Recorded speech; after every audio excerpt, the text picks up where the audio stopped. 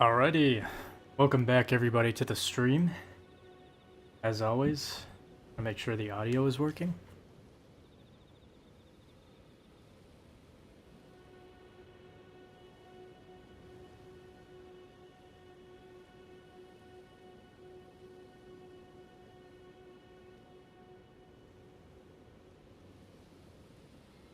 Sounding good to me. But yeah, we're back to play a little bit of Elden Ring. Another late night stream. We left off... What the hell was I doing?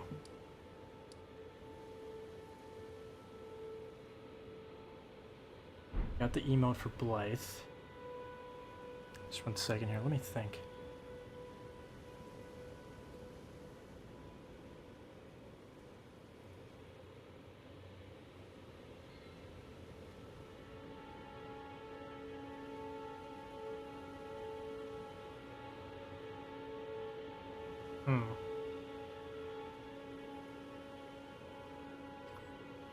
Yeah, I don't know. There's quite a bit that we could actually do here, to be honest.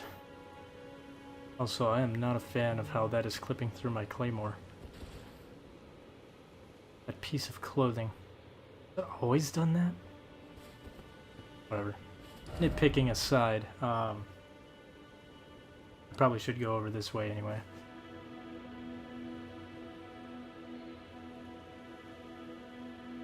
Yeah. I'm gonna want to go over here anyways. There's a grace, there's a couple upgrades. There's also a lion in there. I'm probably not gonna be able to fight him just yet. There's ways to cheese this game, like, hella hard. I am trying to avoid doing that though. I remember my so this is the PS5 version. I had to essentially restart. So I went from the PS4 to the PS5. I was able to convert like some save files over, but it was weird. I could only play it on the PS4 version, which the PS4 version is not bad at all.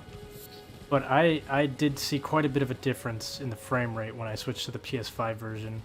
And that one, I don't know, it was kind of difficult to import my saves and my characters, so I essentially had to remake all my characters.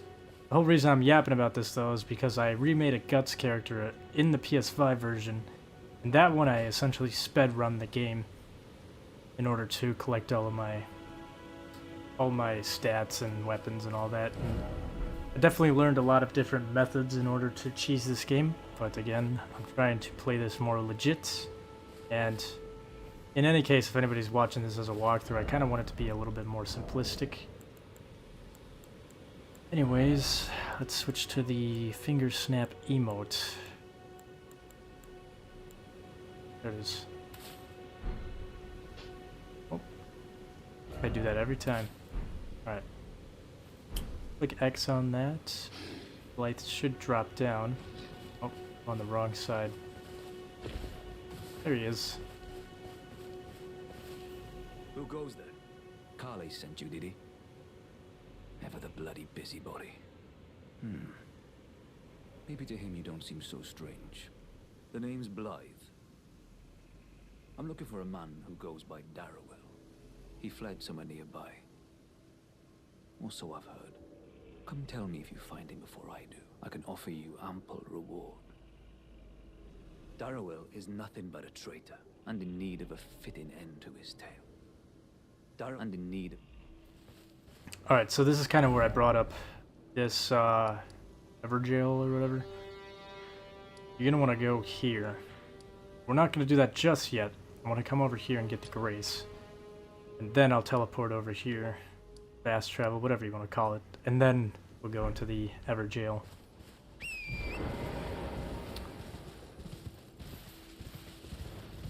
And it's a pretty easy fight. You can go in these ruins. But, giant bear somewhere in here. Giant room bear.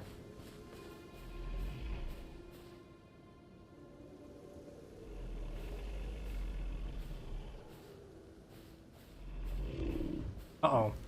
So I have wakened up the room bear. So if that ever happens, your best bet is to just run down here.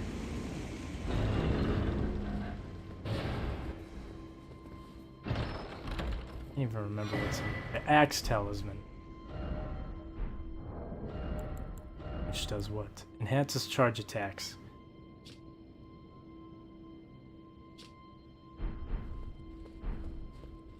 Not really better than my stamina recovery talisman. Where'd the room go? Okay, it is right there. I might be able to juke him if he can get caught on the fucking building. Jesus. I think we lost him.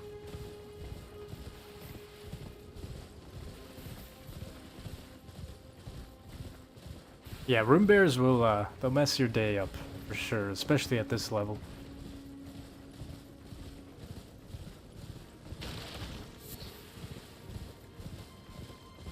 Okay, there's the grace. Grab these fruits. I guess I didn't really go into it, but the crafting system is somewhat in-depth. It might be a little daunting and intimidating, confusing at first, whatever word you want to use to describe it, but right now, we don't have much to craft, so there's nothing to really worry about. You can always craft roa raisins, too. I personally never really did it that much throughout my playthrough. I don't think it's really necessary, but these are nice to have on hand. These essentially heal your horse. You can also heal yourself, and I think your horse as well, by hitting a red heal Estus Flask, or it's not a Estus Flask, the Crimson Tear Flask, whatever it's called. You can drink your red potion and heal. But, and most of the time you can always respawn your horse. You can get off your horse and respawn it, and it'll come back with full health, like 90% of the time. The other couple times, your horse might actually die in combat. You can typically, I'd say like 60% of the time you can respawn your horse and not have to worry about anything. There are a few times though where your horse will die, and in order for you to respawn it, you'll have to use your Crimson Tear Flask here. So yeah, it's kind of random, honestly. I still yet have not found. I would say primarily in boss fights. That's where it seems the most consistent, where it won't let you just respawn it. What we're gonna do here is just run up, grab this golden seed,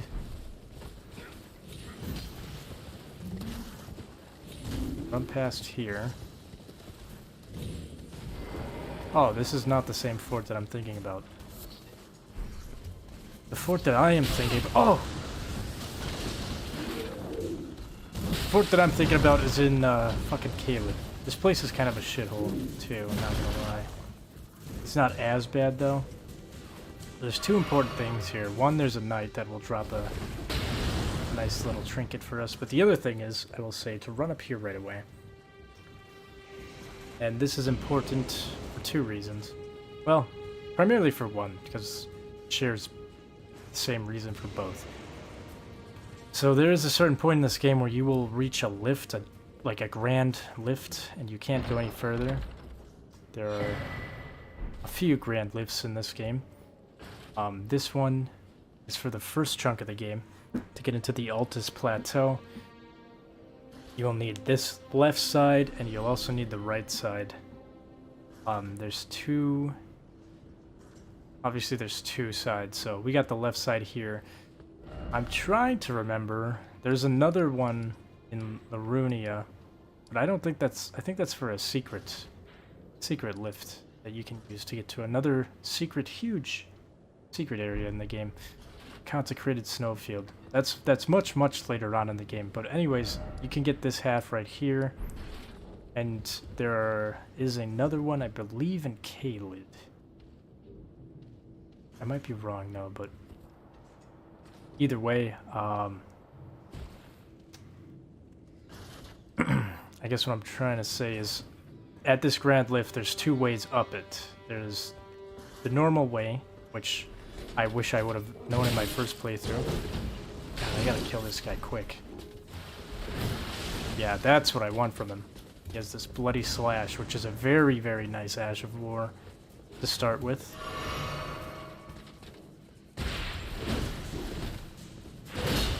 As you can see, that shit goes through shields, so if you can, try to get a backstab on this guy. Oh my god, we gotta get rid of this asshole.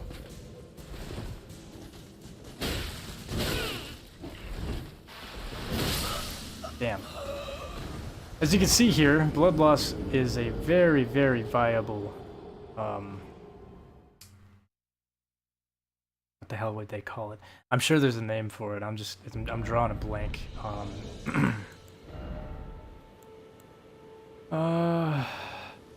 don't know, I'll just call it an effect on your weapon. There are a lot of different effects that you can have on weapons in this game.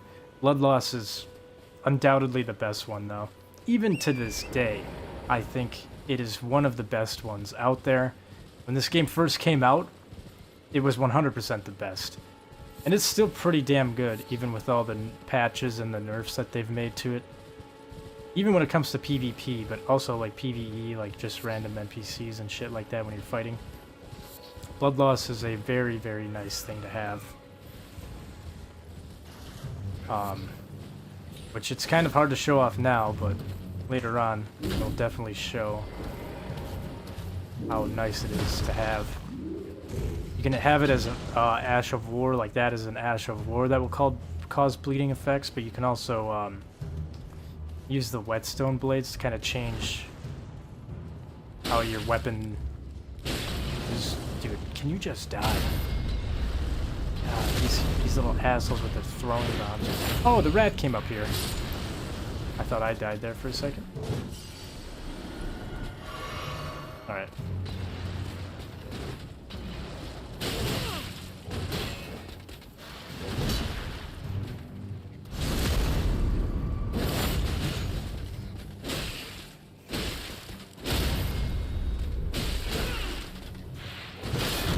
Oh my god!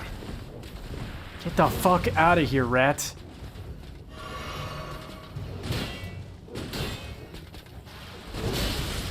Thank you for getting in my fucking way, dude. Oh my god! I mean, to be fair, I am coming up here when I really shouldn't be. Enough. Alright, let's fight this guy on one-on-one. Bad roll. He's doing a couple of delayed swings here.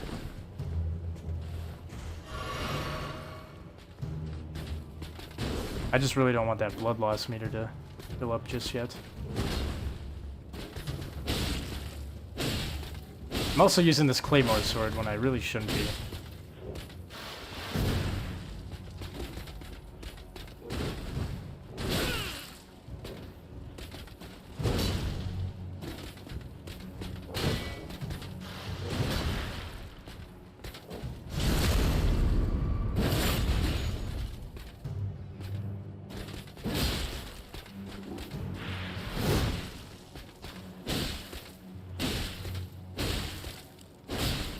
This is painfully slow.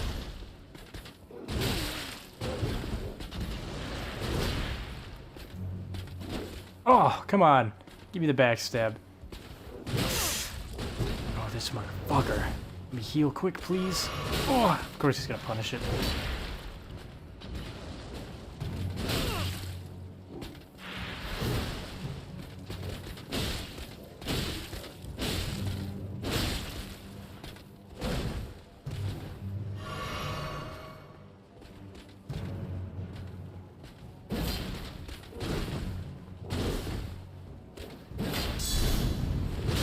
Oh man, he's doing his little power tricks on me now. Little R2. Fuck you. Just gonna keep hitting him. There we go. That was definitely a lot more difficult than it needed to be, but we got the bloody slash. Which is nice, because I don't really want to come back here.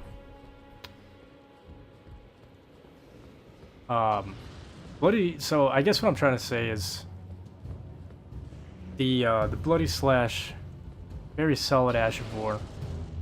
Also, I do believe it scales with your arcane, so if you spend more points into arcane, you can do a hell of a lot of damage with blood loss.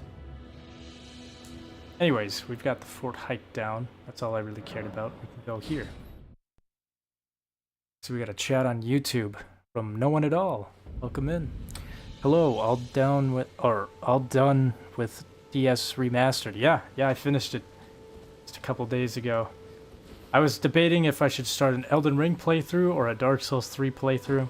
And honestly, as much as I do enjoy Dark Souls 3 and I want to get back into that, I think right now I kind of just... I don't know, Dark Souls 3 is just a really depressing ass game.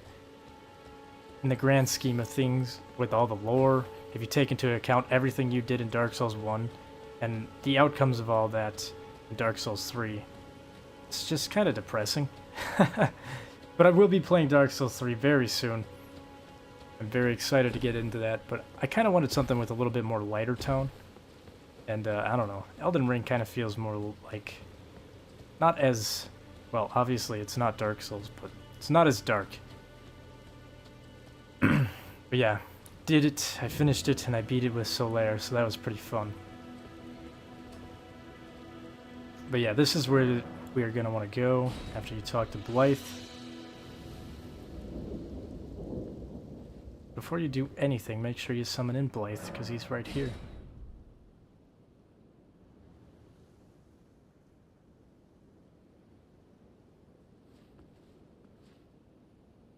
Darrowell.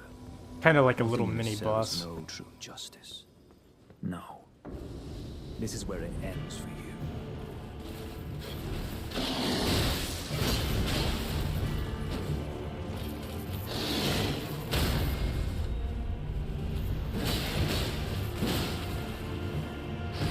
You honestly can kind of just sit back and let Blythe do his thing. He's probably going to knock him down for repose. Kind of go in and punish that.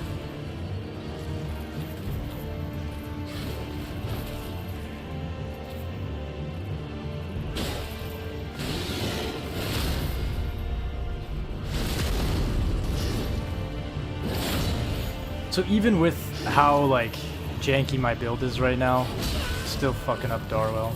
Gotta watch out for that though. Kind of do these little zoomy attacks on you.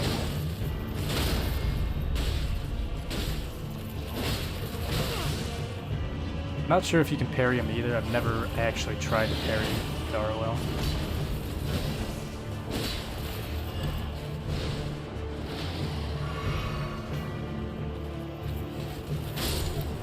There we go, I got him.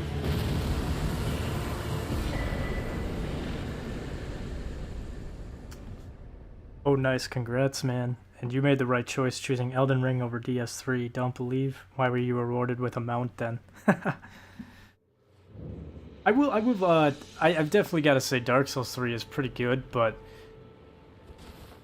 if you like take into the account the story, the plot, which it's kind of easy to overlook in these types of games, but I think Dark Souls 3 is a little bit more on the nose with the plot. And I don't know. I enjoyed Dark Souls 3, but I never got too far into it because it's just kind of a depressing game. I mean, there's no other way to put it. I'm playing through a game and it's like, dude, I'm just a dead guy that's died so many times, over and over. And the whole themes and metaphors and stuff that was in Dark Souls 1 kind of seems like they took all that and they're like, you know what? Fuck you. And you know what? The entire world's gonna fucking blow up. And it's all gone. And it's gonna be your fault. No matter what you do, no matter what you choose, you're either gonna put a stop to everything and end all existence, or you're just gonna rekindle the flame again and do the same fucking thing over and over again in a broken world. I don't know. I'm sure there's a lot more nuance to the story, but that's like the dumbed down version of what I got. But also, I don't know. I'm just kind of like dark storied out right now. not Dark Souls wise, but just like I've just been ingesting way too much depressing ass stories lately, and I need something a little bit more upbeat. That was kind of like my deciding factor in starting Elden Ring first, but after this Elden Ring playthrough, I will definitely be going back to Dark Souls 3. Right. There you are. Had to work for it, but it's done. Don't say I'm not a man of my word. Here's your prize. He'll give you this nice little somber smithing stone 2. Oh, if you venture north to Rhea Lucaria, tell him I sent him. Be sure to treat. I owe you one, I reckon. That's enough chit-chat for this time we parted. That's enough this time we parted. Also, through his dialogue, he'll kind of foreshadow there's another blacksmith you'll meet later on. I guess I wasn't paying attention, but we should have gotten the weapon. Yeah, there it is. Bloodhound's Fang. Requires 18 strength, 17 dex. So not too much of an investment. Really good starter weapon. I'm not sure if I'll be able to show off its Ash of War right now. Okay, it's kind of there, but it is a hell of a lot better when you actually are able to wield it properly. But essentially you just hold L2. When I first started playing this game and I played PvP, I just demolished everybody with it, including my buddy. He got to the point where he's like, dude, stop using that fucking sword already. Now looking back on it, this is a really easy thing to counter in PvP, but at the time, I used this weapon for such a long time in this game. It was between this until I was able to use Guts Sword. I don't know, I really liked this weapon. I liked its animations, I liked its moveset. These are the animations with two-handing. It has this really nice swipe.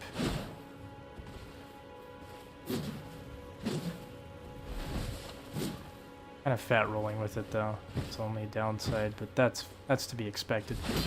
Yeah, animations are pretty clean. Only downside is there's no forward stabbing attack, but honestly, that's not really a huge deal in this game as opposed to the other Dark Souls games. You'll be in tight corridors, sure, but your sword does not catch on walls as much, and there isn't really nearly as many tight hallways.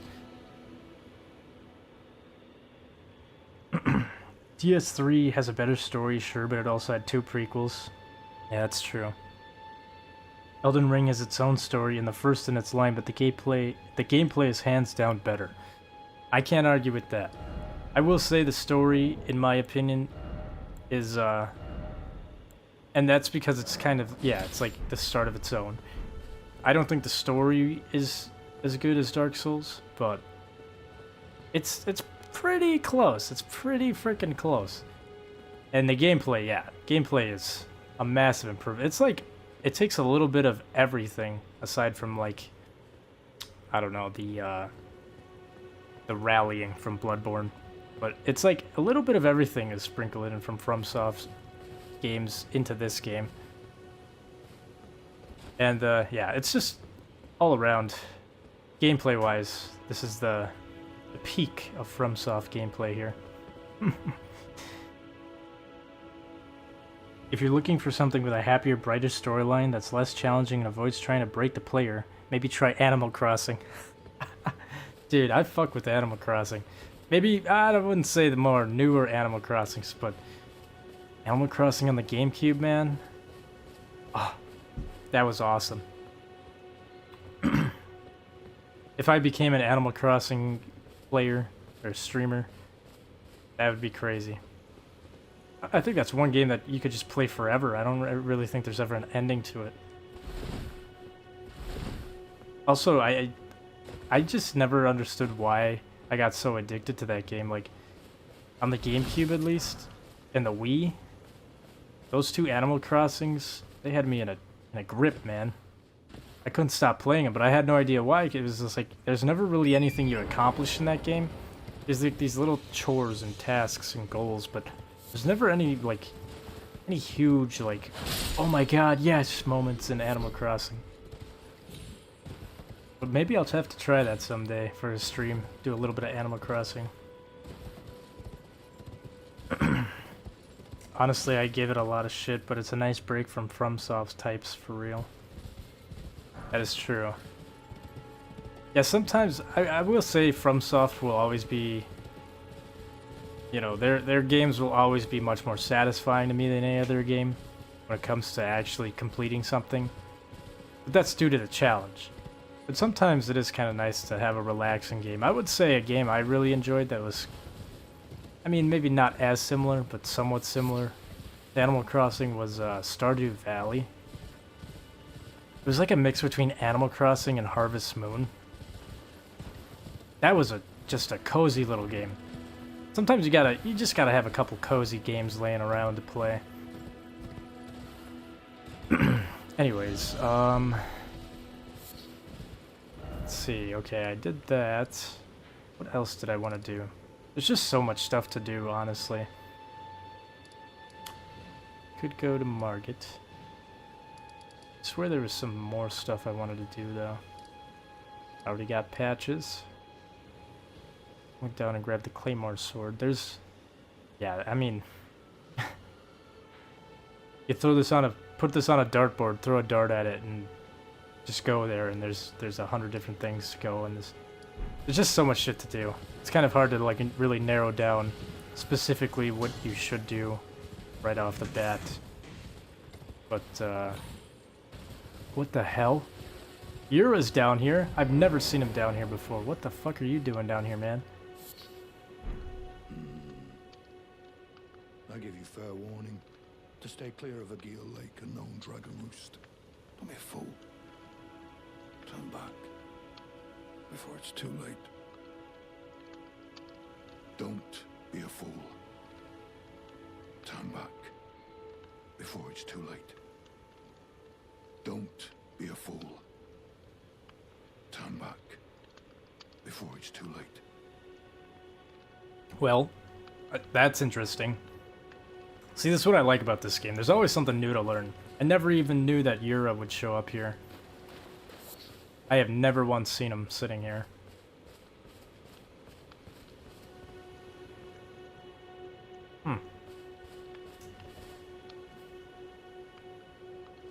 Interesting. Well, he's definitely talking about the dragon here. I don't know how you could get to this point in his quest line where you go over that way, talk to Patches, fight the NPC invader, and come this way without ever interacting with the dragon. Unless you're like me, and you are purposefully avoiding the dragon. I feel like it's just... that's crazy. Is this a dog? Praise the dog, yes. Love these messages. Dogs ahead. Dog. This shit, these messages used to crack me and my buddies up so much. I love it. I don't know what it is with the Elden Ring community, but they love calling turtles dogs. Oh, look at him, he's kind of crawling over to me.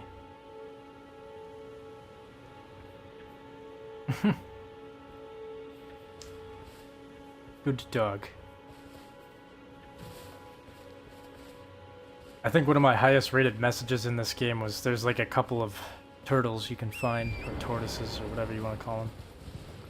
Later down the line, there's a group of them, and I placed some messages that said praise the dog, or praise the pack, therefore dog, or something like that. I got like, I don't even know, like 100,000 likes on it. Which is just a testament to how important dogs are in this ecosystem in Elden Ring. There's a giant crab over there. Honestly, I think I'm just gonna teleport back to... start at the gate front and work our way. Yes, Animal Crossing has less sense of achievement. Nice to just water plant sometimes though and not get stuck wanting to throw my PS4 out a window because I'm yet again stuck on a boss. Yeah, that's true. I do like cozy games. Honestly, I know it's kind of weird, but Red Dead Redemption is kind of like that for me. Just hopping into an online session. You know, there isn't a lot of people, kind of like your own little solo thing. I don't know, there's been so many times I got done with work trying to play Red Dead 2 with my buddies, and I just pass out. It's so relaxing. I love it. My ex bought me a shirt referencing that turtle. Never even played Elden Ring or watched me play it. They've got shirts for the turtles? That's awesome.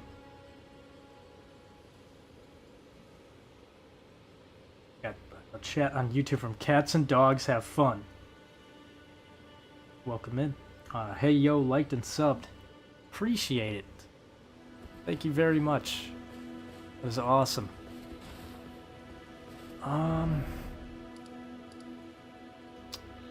Let's see. Yeah, we might as well just level ourselves up here. Don't really have a lot of souls though. Oh, I guess I do actually. Let's see, what was that? That's probably going to be my weapon for right now. Or actually, I could just do the claymore right off the bat. That'd probably be smarter. I don't know, it's a mix between these two, but honestly, the claymore is a better choice, to be honest. This is kind of a dex and strength-based weapon. Also, this one puts me at a heavy load. But it does do slightly more damage than the claymore, and it causes blood loss buildup. But I can always put those effects on the claymore later on. I think we gotta go claymore. I mean, that's what I used in Dark Souls 1 for the first half, so gotta pay homage.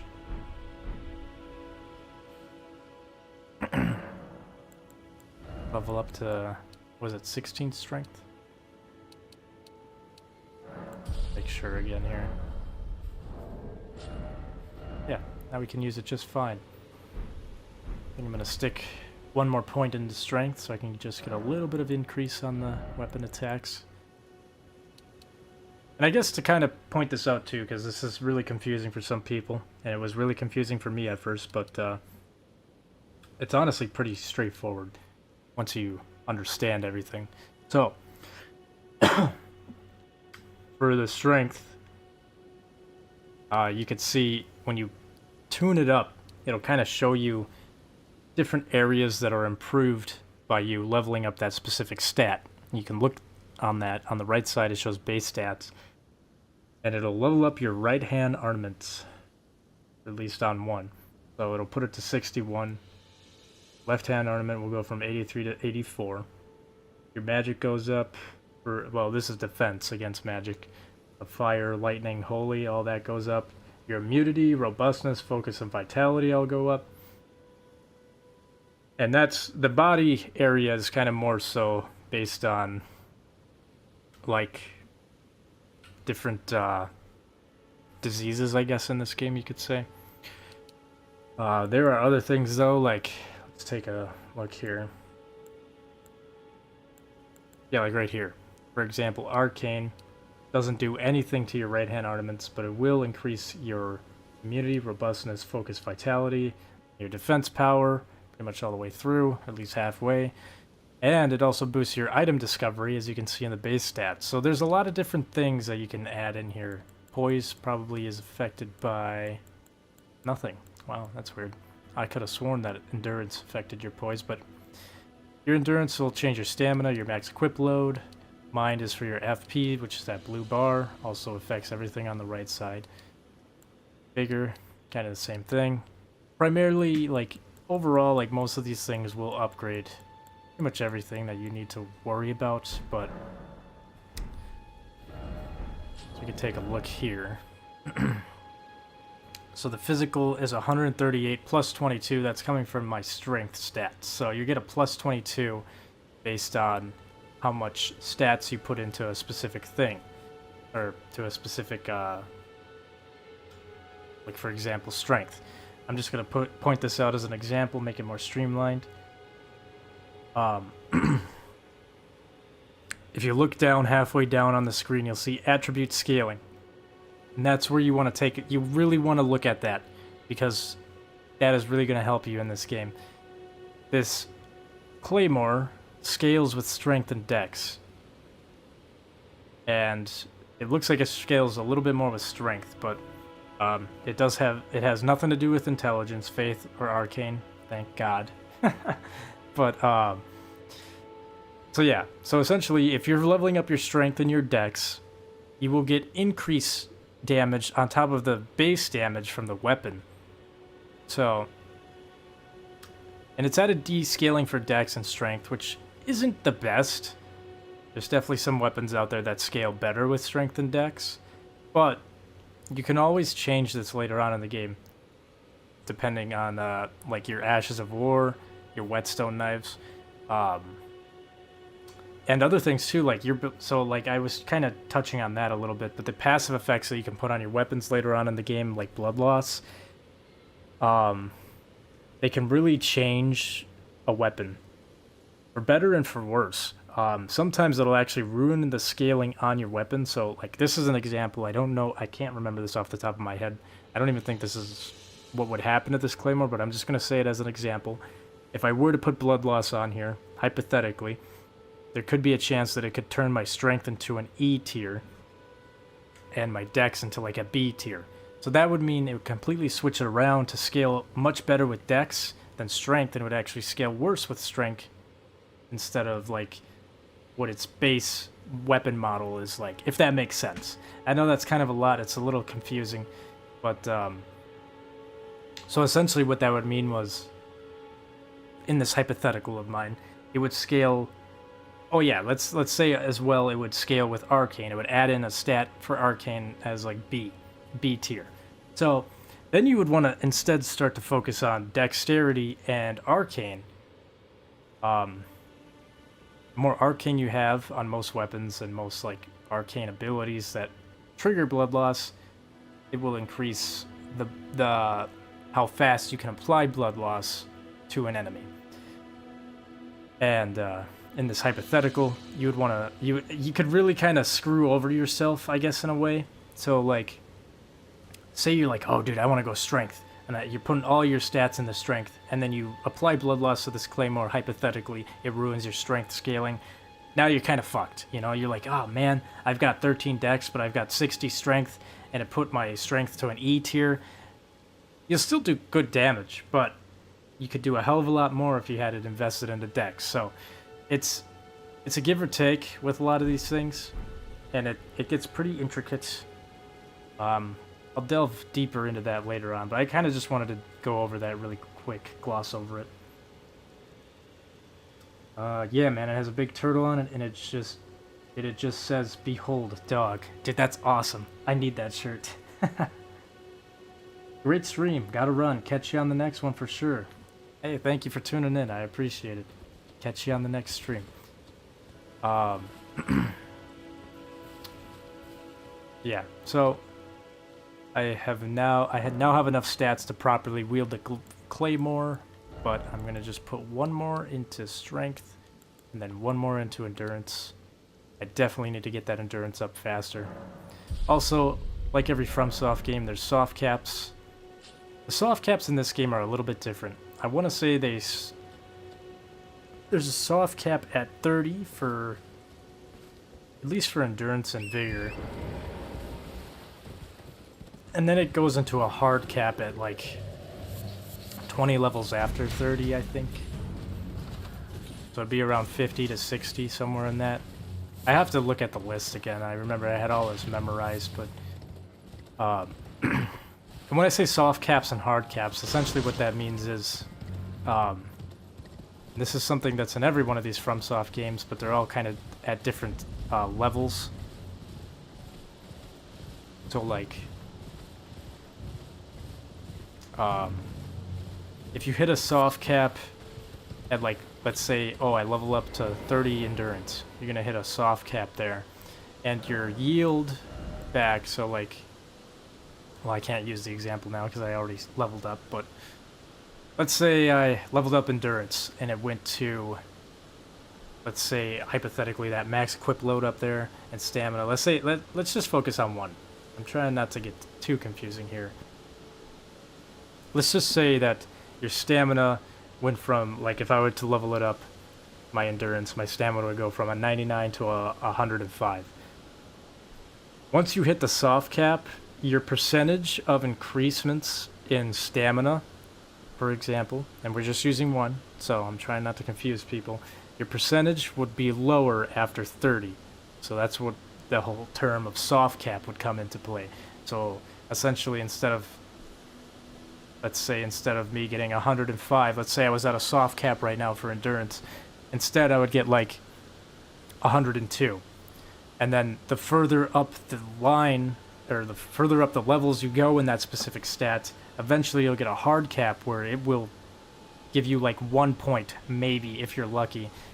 And if you get really high, this is when you'll be kind of endgame. When you get really high leveled up, let's say like, this would be really dumb, but let's say you get 80 endurance, and you level it up you want to level up one more time.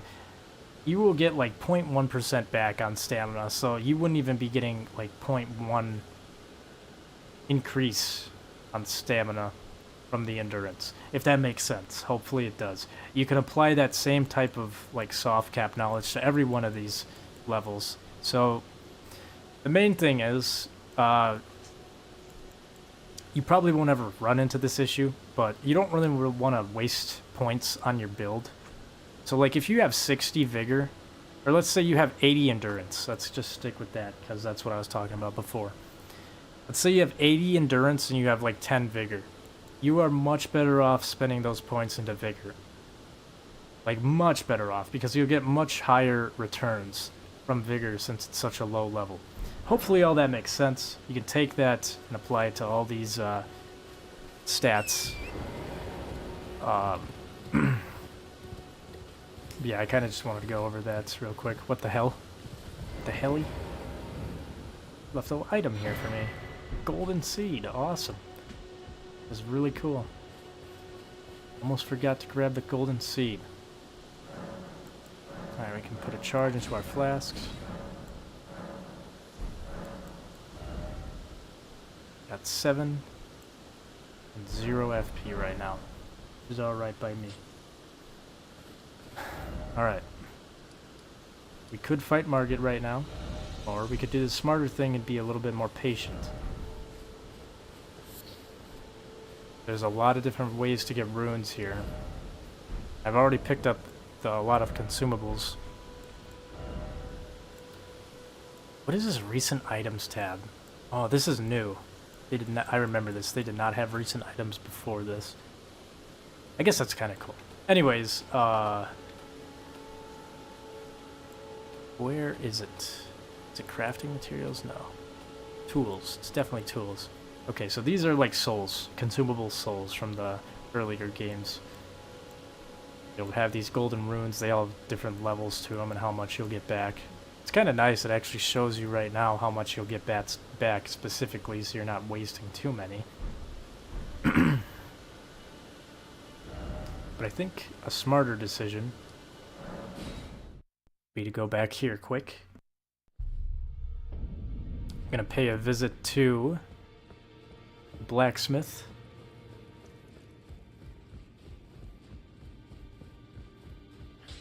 Well, I took you for no man to lay out your arm. Okay, just need 530 runes. I can level it up once. I'm not going to go too crazy with the claymore because I know eventually I won't be using this weapon. But for now, how many runes do I have at this very moment?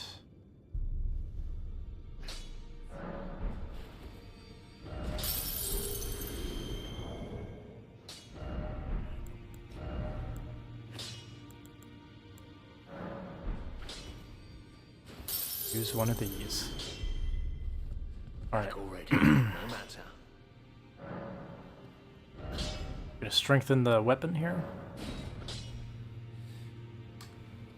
I could do it one more time too. Maybe that would be smart as well. I don't want to get too carried away with upgrading this weapon though. Back already, no matter. Oh wait, it was like 900 something, wasn't it? No. No, we're good. Alright. That is as far as it'll go right now. I don't have any more smithing stones. But these smithing stone number ones are really easy to come by. There's so many in this game. Eventually you get a bell bearing too. Actually, it might already be over there. These are like infinite. I think there's a point where you can pretty much get all of these smithing stones and give the bell bearing smithing stones to these cronies over here, whatever they're called. The crones. I don't even fucking remember their name. Maiden husks? Twin maiden husks. Okay, they're not selling any right now.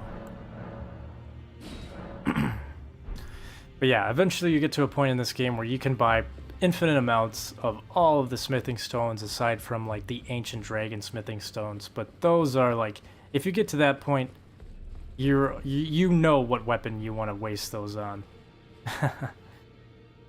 We got another chat on here from YouTube from the Worm Archives. Welcome in. Who is your favorite boss? Ooh, that's a tough one.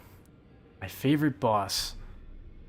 Well, I will say Margit really kicked my ass when I first started playing this game, and it was really cool to me. I really loved his AI.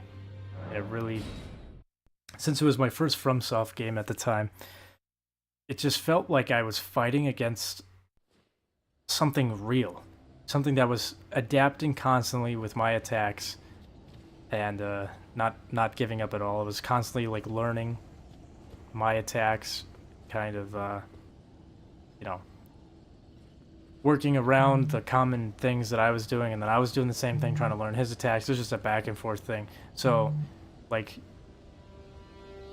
the simpleton part of me wants to say Margit, but the other part of me really, really liked,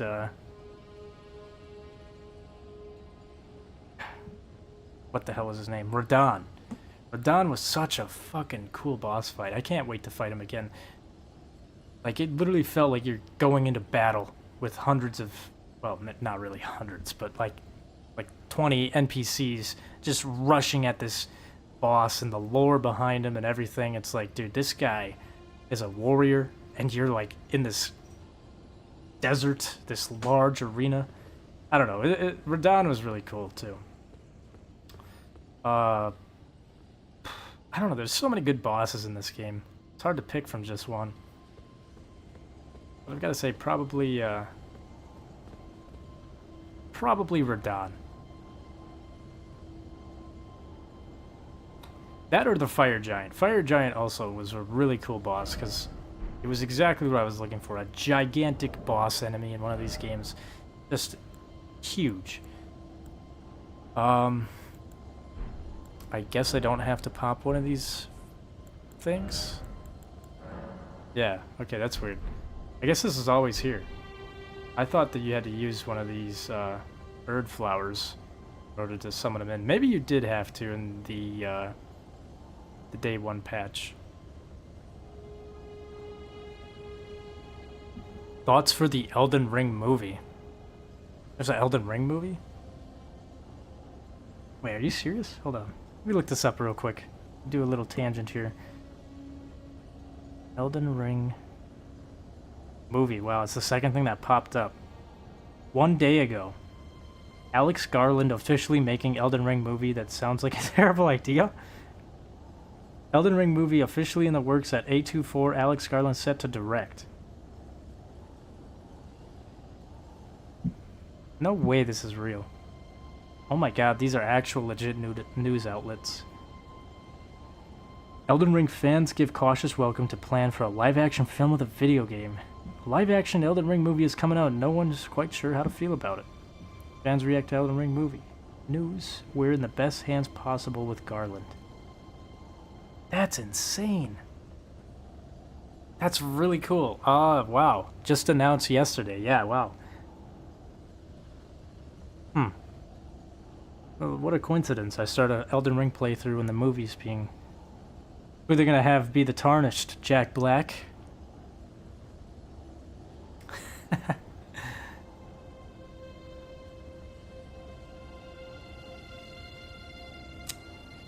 And Runark. I really hope... Yeah, no, there's no way that they're actually gonna go with a satirical version of Elden Ring. That would be terrible. Yeah, George R.R. Martin worked on this game, so I guess it's not too far out there to see it become a movie. That dude was into like the Lord of the Rings and stuff like that, and they made that work. So I guess, I'm not sure how to feel about it because Elden Ring as a movie. I don't know. I mean, this game's kind of already mainstream, obviously, but. And I always love seeing more people get into FromSoft, and I feel like that will definitely bring even more people into the FromSoft like games. But the downside of that is I don't want FromSoft to become the next Ubisoft or the next EA or anything like that. And I feel like it used to be such a cult classic with all their games, and now it's becoming so mainstream that I am getting nervous that they will soon turn into like a, one of those companies. Hopefully not. These guys have been probably the #1 developer for me, in my opinion, in the past couple years. So hopefully that doesn't happen, but I don't know. I'm interested to see how it'll come out. But yeah, I'm sure it'll play out similar to Lords of the Rings.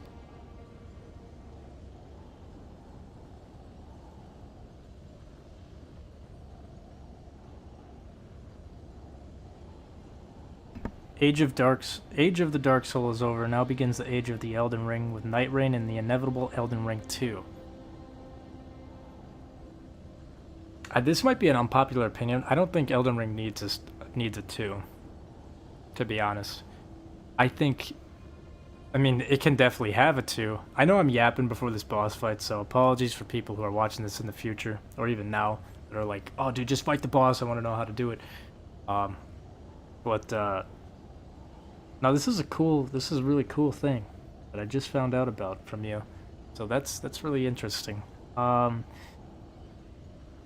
But yeah, I would say I don't think Elden Ring needs a sequel. I think Elden Ring is a great standalone game. They could definitely do a sequel. There's so much lore with this game.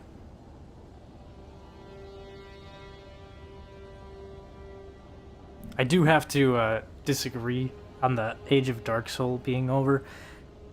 I do agree though that it is done. It's finished. The story is over. They told all that they needed to tell, and I mean, they could always add more to it, but lore-wise, the story it's finished, which is a real bummer in my opinion, because I honestly, and this is coming from somebody who started on Elden Ring, I think Dark Souls has so much more interesting lore to me.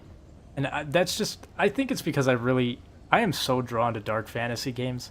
And Elden Ring is slightly dark fantasy, but I feel like it's a lot more light fantasy. And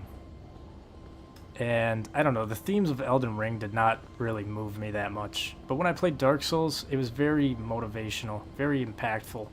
And I don't know, I would really like to see a Dark Souls 4 or even a Dark Souls remake with similar mechanics and gameplay elements used as like Elden Ring. I don't know.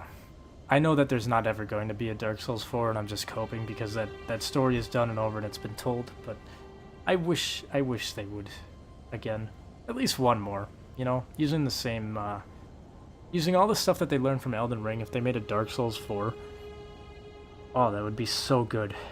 Bring back Covenants and all that. As someone who was introduced to Souls games through... Okay, cat. What are you doing? Enough of that. Dude, what the fuck? Oh my god. My cat has ripped up a bunch of shit. I just turned around. There's just a mess of stuff behind me. Hold on. I've got to clean this up quick. What did you get into?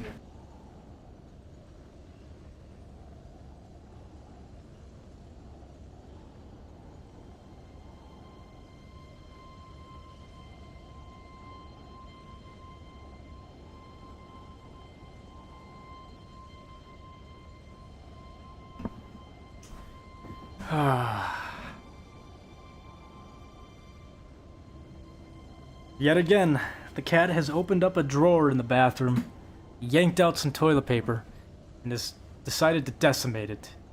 It's scattered all over my floor. That's just fucking great. This cat is a demon, I swear to God. Okay, anyways. As someone who was introduced to Soul game through Elden Ring, I'm glad it became more mainstream, but I also feel you're concerned. Yeah, I'm happy that it's mainstream, but...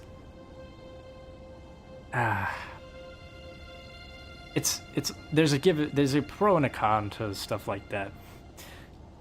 But I mean, the big pro right now is FromSoft is just booming right now. These guys are now that it's like mainstream, these guys are never gonna have any troubles with gaining an audience. That would be cool. Really love the Covenants in DS1. I wish I could have been there for it in its heyday. I will say I kind of miss that too. Like, coming back to Dark Souls 1 after I played this, I can definitely tell that, like, it's a very small community still playing on Dark Souls 1, 2, and 3. It's there, and they interact on the online aspects, but nowhere near as much as Elden Ring. for obvious reasons. Like, it's such an old game. But that doesn't mean it's bad. But I do kind of wish that Elden Ring had more Covenant-style stuff, like the Covenants and all that. That was really cool. And the way they did invasions and online co-op and all that in the older games felt a lot more... There's a lot more at stake, and there was a lot more rewarding stuff for it. In this game, you're just invading for, what, the fun of it and maybe a rune arc? But when you invade in other Dark Souls games, there's like actual items that you get that can increase your Covenant, and you can get all sorts of different specific weapons and items. I don't know, it's really cool. Anyway, I've been sitting here yapping for a while. Let's try fighting Margit. Oh, I forgot to grab the sorcerer. Well, I'm dead.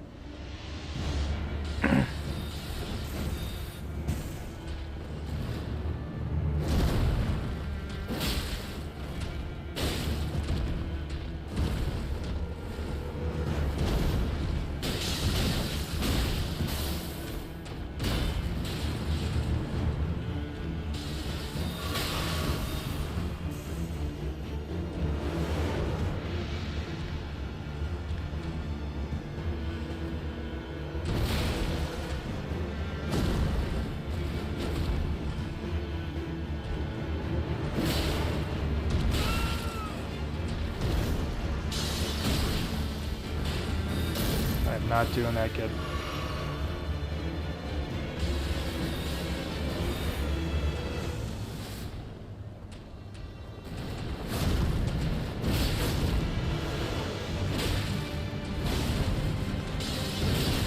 Oh, he is loving that attack lately.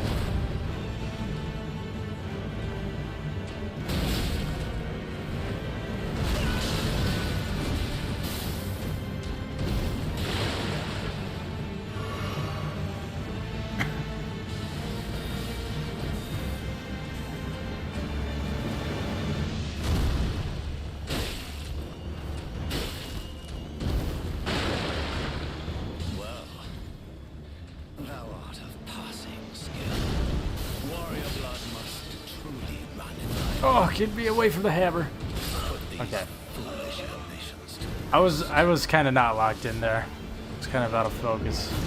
And on top of that, I kind of want the sorcerer in here. It makes it a lot easier.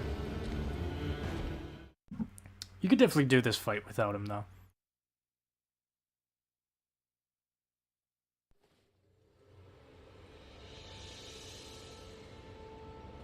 Alright, let's summon in the sorcerer.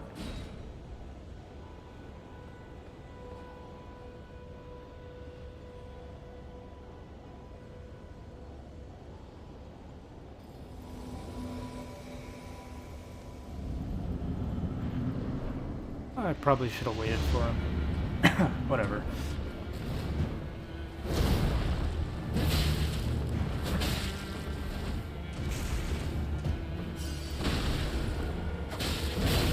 My best advice here is if you have the sorcerer in there, try to let him aggro Margit. And then, well, Margit's sitting in a really bad spot for both of us right now, but you want to get behind him. Especially if you're a strength user. Let's do a lot of those. Jumping R2 attacks, and you'll, as you can see there, you'll knock him down with a stance break. You're going to be able to do a riposte. Does a chunk of damage. Wow, that was a 360 tailwind.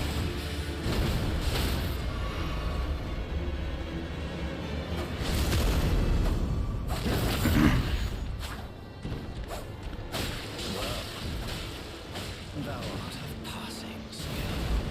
Warrior blood must truly run in thy veins. Tarnished. He's gonna kill Sorcerer Rajir here. Might be too late for him. Yep, it's done.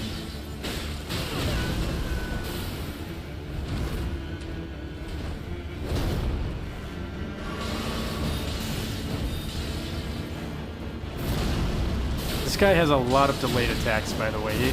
That's kind of where he really chokes you up. He goes between delayed attacks and really quick attacks. It's pretty fun boss fight when you're starting out.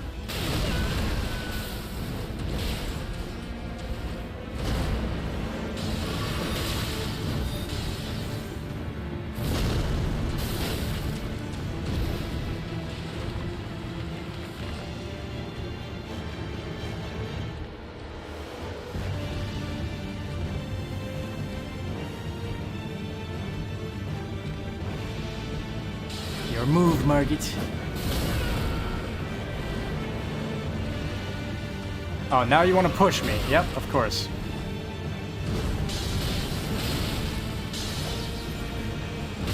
I'm dead. See, I got caught up there because I was panic rolling. And panic rolling really fucks you up in this boss. Honestly, in general in this game. Whereas the older games you could kind of get away with panic rolling. This game, it takes into the account that a lot of players that play these games will panic roll, and there's just so many bosses that will roll catch you. And despite that too, you'll use up a lot of your endurance panic rolling. So I don't know. You really want to be mindful of when you're rolling at what time and stuff. I don't know. The bosses in this game are super complex compared to the previous installments. Let's try it again. I feel like I could get him without having to do any more upgrades or anything.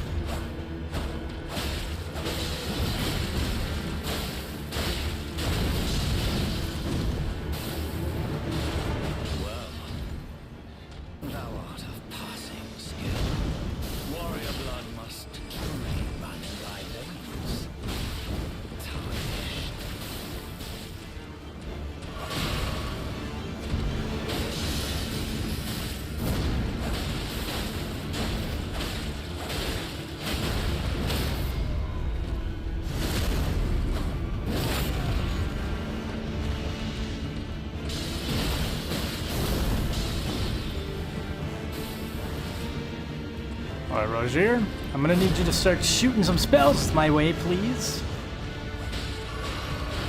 He's not doing his job right.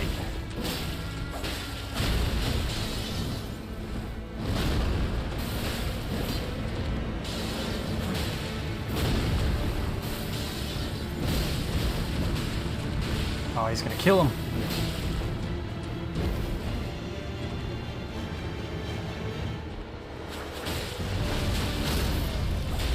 Nice job.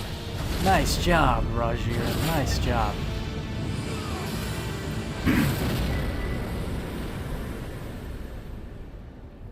I shall remember thee, Tarnished, smouldering with thy meager flame. Cower in fear of the night. The hands of the fell omen shall brook thee no quarter. Alright, so yeah, Margaret's yapping over here. Whatever. Don't care. But now you got a good chunk of souls, so you can use that to level up, upgrade your weapons, whatever you want to do. I'm going to start sticking in more into this.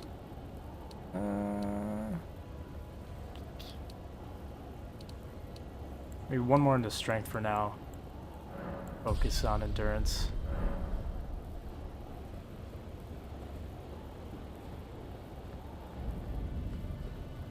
And there you go. Now you have entered Stormvale Castle. Lot of stuff in this castle. You can miss out on quite a bit. Well, not miss out, but you can definitely overlook a lot of different stuff.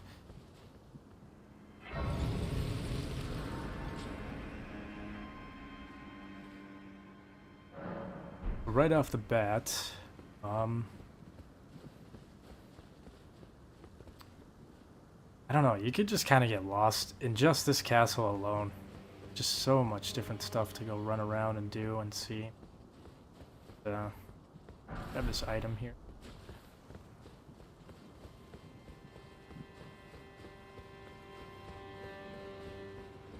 You there? Come over here, would you? You're tarnished, aren't you? I would advise against taking the main gate into the castle. It's tightly guarded by hardened old hands. Oh, try the opening right here. The guards don't know about it. You'll breach the castle undetected.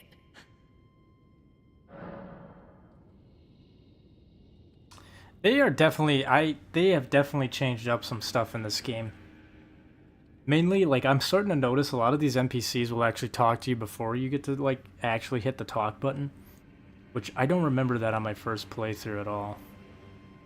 And also, I very distinctly remember this choice being, like, a yes or no choice. And, like, it's just kind of like you'd click on whatever. And it's like, oh, I clicked the wrong one.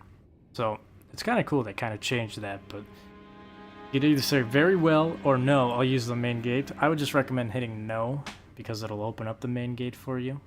Fair enough. You certainly don't have to trust me. Well, if you must go through the gate, but of course, you, the guards, you'll slip right in. Oh. Say no, I'll use the... When you approach, it's only... You do want to take this guy's advice, though, but I will say, at least it used to be where if you said, yeah, sure, he would not open this gate, but you can stand in front of this if you say no, and he'll open the gate for you. Open the gates! And you will very quickly find out why you should not take this path, but there's a couple items here that we can grab.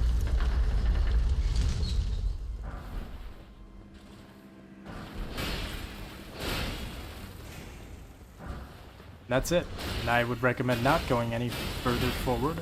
I would come back here. You could talk to him again. The gates are open.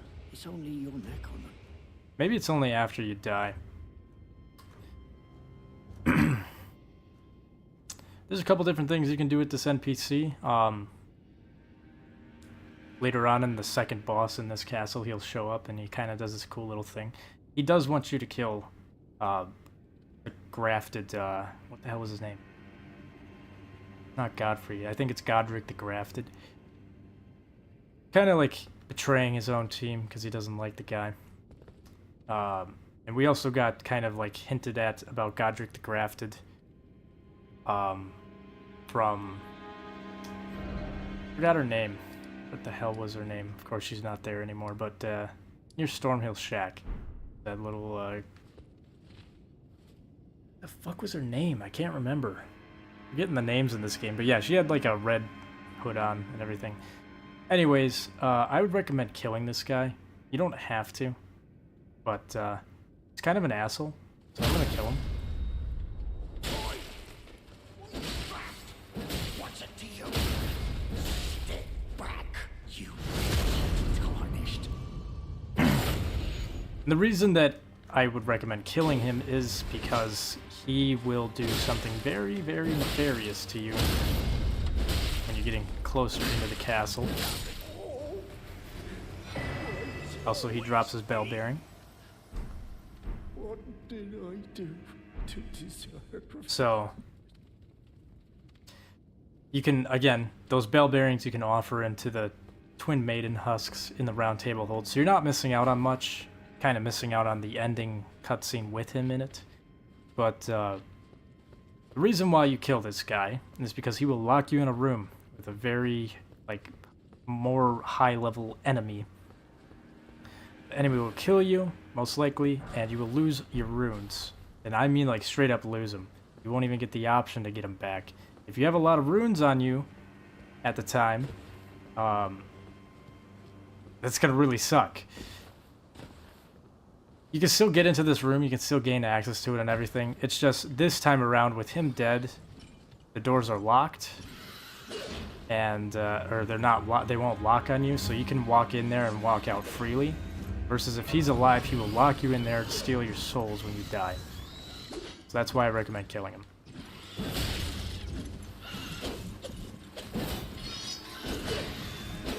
Come on. There we go. Buzzing little bird.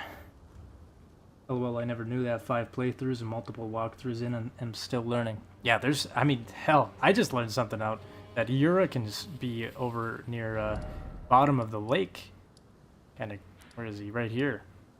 which I did not know that. There's still so much stuff about this game that I'm finding out to this day, so there's definitely a shitload of content in this game. That's why I'm saying it's kind of hard to really pinpoint a specific thing to go do first or anything, because everybody has their own different way of doing it, and there's no really right or wrong way, but there are better ways and there are less better ways, and I'm just kind of trying to show the way that I, at least for my strength builds, that I usually take.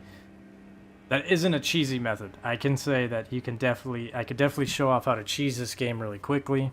I don't think that's as fun though. Not really enjoyable. I only ever really do that if I'm trying to make a quick build up to a certain specific level for online aspects, but anyways, there should be an item up here. Also, I will say too, another cool thing about that guy, xAustishx, I think his name was, he's actually stalks you throughout this castle. And you can kind of see him stalking you occasionally. I think one of the first places is you'll see him stalking you right up there. And I think you can get up there and he'll talk to you, or you could talk to him, and he's a little suspicious. And then later on throughout the castle, you'll just see him walking around, just kind of staring at you. Occasionally, if you catch him looking at you, he'll kind of run away and hide. He's always sitting by corners and areas that it's kind of hard to see, but if he was alive, I'm pretty sure he'd be up here somewhere right now. But he is not. And for good reason. Fuck that guy. There's an item over here. Smithing stone number 3.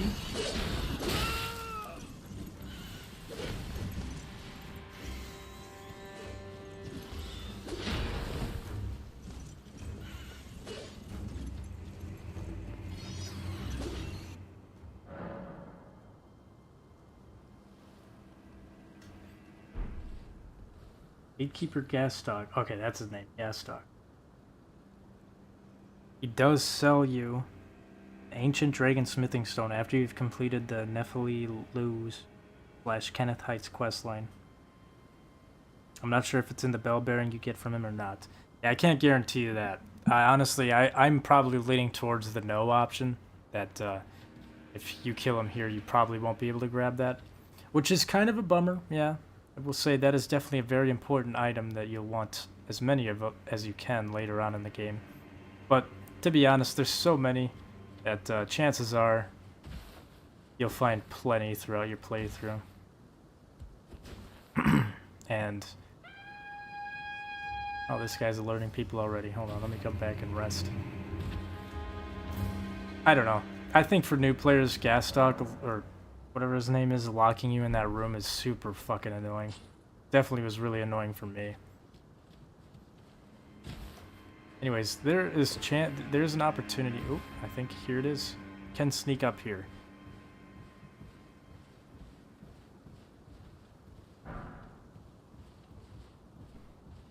Ah, he's found me. Great. If he does do his little horn, he's gonna whistle. Not whistle, he's gonna alert everybody over here. They're not super tough, but this is good parrying practice here. Which, speaking of parrying, now that we have the bell bearing, I can probably just go to the Twin Maiden Husks, get a good parrying shield. Oh! Almost fell off the edge there.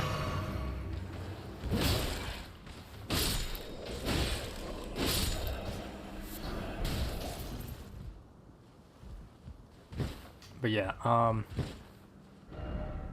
Gastock does have, once you get to the end of this castle at least, well, I don't think I can see it from here. I think you can only see it when you offer the bell bearing. Yeah. But you'll be able to buy the buckler from him, which is one of the best parrying shields in this game. Not really great for defense, but the buckler shield is a very good shield to parry with. Increases your iframes for a parry, and there's also different things, like if you have a buckler shield with a golden parry Ash of War on it, you could parry people. Like, I could parry somebody from right here, and there's an enemy in that next room, essentially, like right here. I could parry from that distance, run up, and then just backstab him. It's so good. It's such an amazing shield for parries. Speaking of parrying, let me try practicing a little bit more. What the hell was that? God, I suck at parrying in this game. I'm so used to playing Dark Souls 1 now. There we go, there's a solid parry.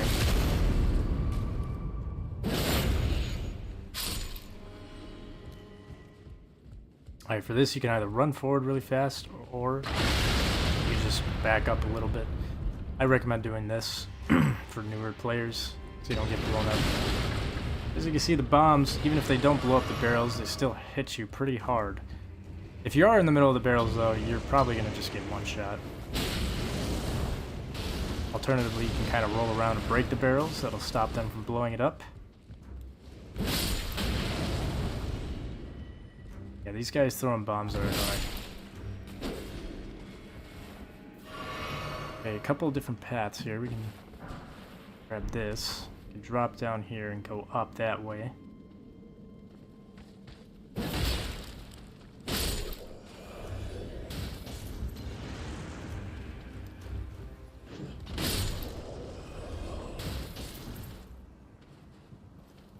Which I am gonna do really quick. Oh!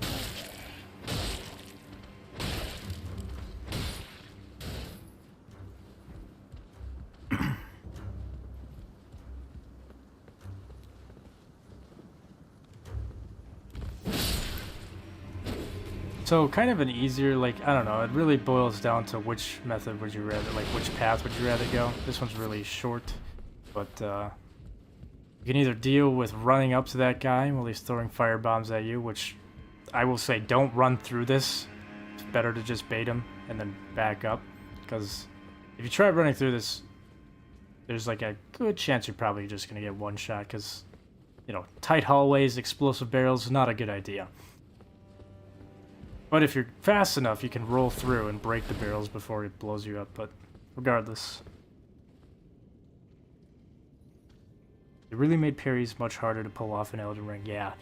Coming from playing Dark Souls 1 just a couple streams ago to this game, it's definitely going to take some time getting used to.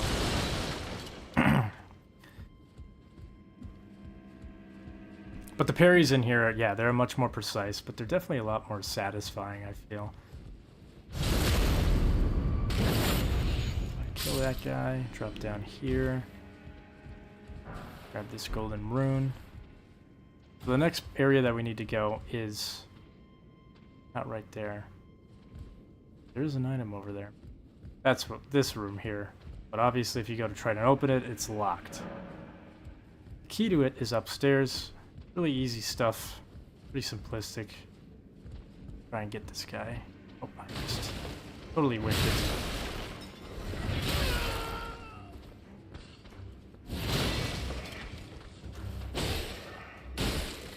Oh, this guy doesn't even have that much health.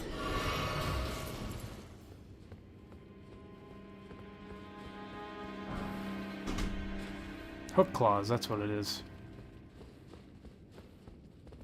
Oh no, my kitty is barged in. Hold on.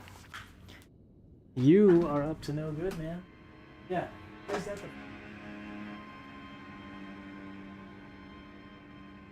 Where'd you even get in?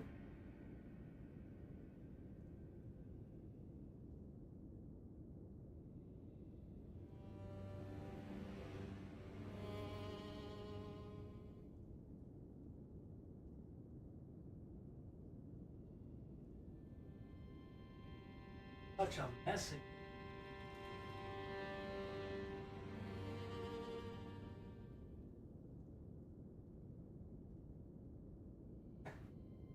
Can't go 5 fucking minutes.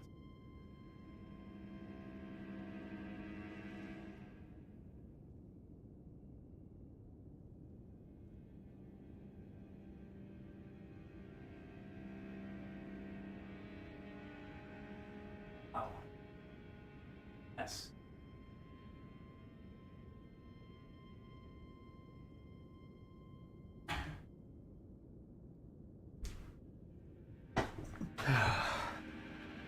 And you got the zoomies. Awesome. So you're gonna be up to no good in just a minute. Well, at least as long as he's not destroying my cords, I'll take him busting open drawers and demolishing toilet paper rolls. Anyway, sorry about that. Have you played both of the DS1 and Elden Ring DLC? I have, and I will say without a doubt, without a shadow of a doubt, pun intended, the Shadow of the Erdtree DLC is so fucking difficult. Very, very fun, but incredibly difficult. Also, I will say I do have some complaints. My complaint would be that the difficulty in the Shadow of the Erdtree feels like forced and artificial, with 2 reasons. One is some of the bosses in the DLC feel like they belong in Sekiro, which would be fine if they were in Sekiro, but I have the moveset of Elden Ring, so it doesn't feel that fair. And also the whole, the hell was it? The Erdtree, like, I don't know, they look like little raisins. Essentially like your whole upgrade system, because, I don't know, it really felt to me like, I understand that with what they were going with the mindset of like, oh, people are going to try to cheese the game, so we got to work around that. But there's some people who are just playing this game naturally and normally, and those people get fucked hard going into the DLC, because you essentially have to remake, like, you don't have to, but it is so much easier to just remake whatever build, like, that you had going. And just, maybe not remake it, but it feels like you have to change your whole build up in order for it to be viable in the DLC.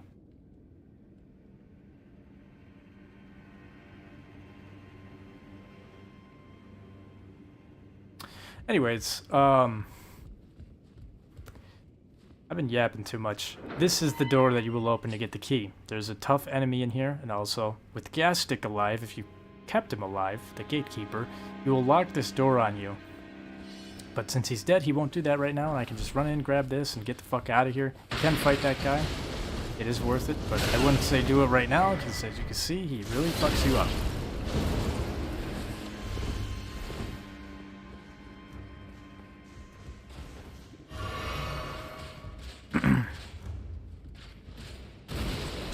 Is that like whirlwind ash of war? I'm pretty sure he drops that too. I could try fighting him, but I feel like I'm gonna die.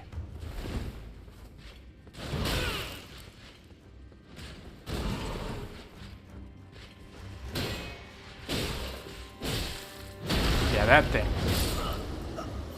As you can see, just will annihilate you.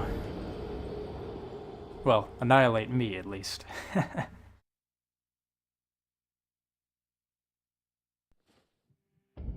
And it sucks too because it staggers you a little bit. If Gastick was alive, like I said, he'll lock that door. And if you died inside of that room with Gastick alive and the door locked, you will not be getting your souls back. No! I lost the item that he was going to drop. Oh no, I didn't. I grabbed it. I got the mushroom. Does this work like the Elizabeth mushroom? No, it does not. I'm not playing Dark Souls, I'm playing Elden Ring. What am I thinking?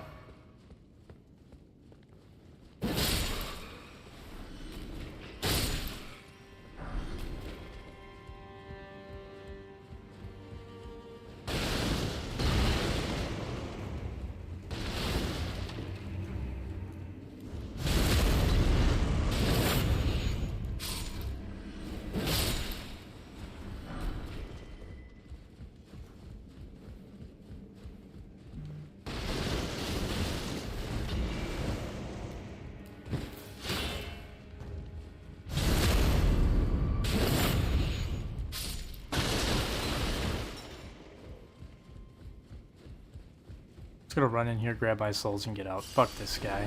I don't want to fight him right now. Anyways, you can fall down here. We can unlock this door. What's kind of cool too is me starting out this Elden Ring game. Like what my... Can't even talk. It's been a long day. With me starting off on Elden Ring through the FromSoft like library of games. When I've gone back to play him, I see such similarities between this and like a mixture of Demon Souls and Dark Souls. Even to this little cliche thing that they always like to do, which is this guy running out to grab you. Which is something I believe was in Demon Souls as well. Are you still throwing bombs at me, you fucker? Why? Why would you do that? Anyways, there's a guy sitting on the left side here. He'll grab you and he'll do a backstab if he does grab you. So best thing to do is just roll. And backstab him. Do a little switcheroo on him.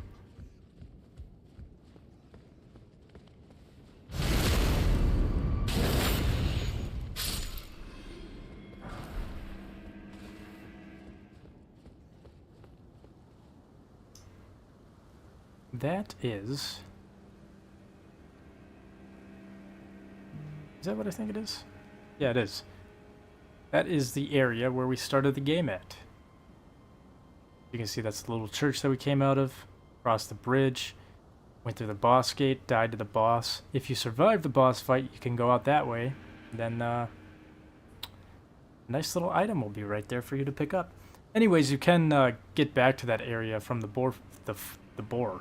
Dude, I cannot fucking talk. The 4 belfries, which is in Larunia. We'll get to that later. Let me see. Is there an item hiding over here? There is. There's a mushroom. Crafting item.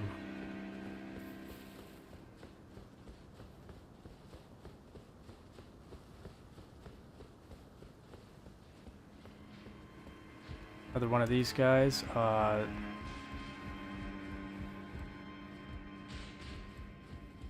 to not fight him if you can help it. Unless you want the challenge, but I don't want to run all the way back up here, so instead I'm going to run past him. I'm going to hit the grace in this room. Run up the stairs, go into the left room.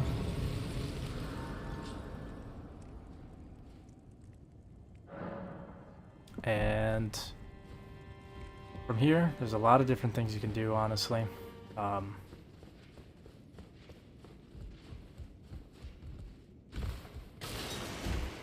Grab this item first.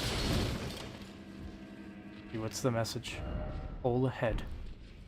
Thank you. Thank you, FromSoft community. Alright. We cannot pull that lever yet. That's for later. Could be an enemy up here yet.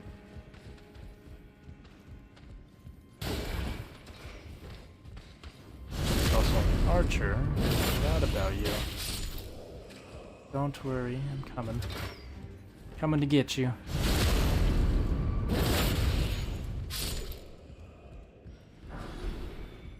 Throwing daggers.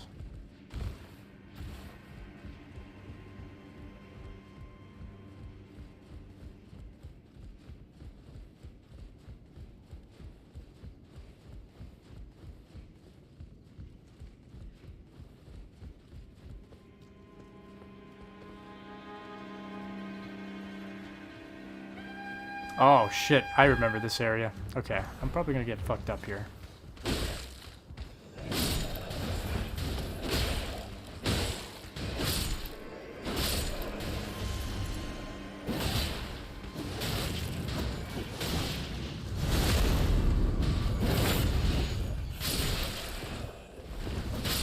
God damn it. That's okay, I can just run back up here.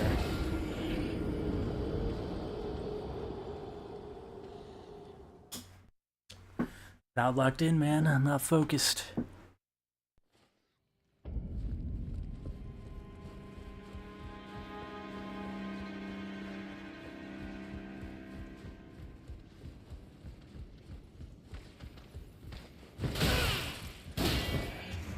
I don't even... Fuck the parrying. Run back, get my souls.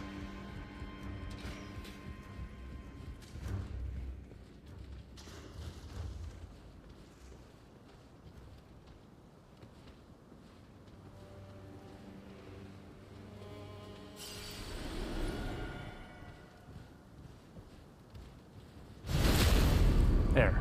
Now he won't alert these guys, and I can take them out silently. All Metal Gear Solid style. DS1 really teaches the usefulness of backstabbing over Elden Ring. Yeah, I've got to say, backstabbing and parrying were two things I hardly did any of in Elden Ring. And then I played Dark Souls 1, and then when I went back to Elden Ring, I was like, trying it out, I'm like, wow, like, I don't know why they didn't put more of an emphasis on it in this game. Whereas Dark Souls 1, I was all about, like, every enemy I was parrying and backstabbing. So it really translated well into Elden Ring. It's definitely a lot more, a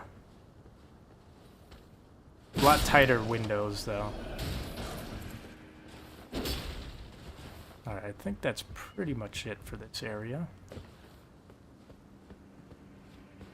And there's another one.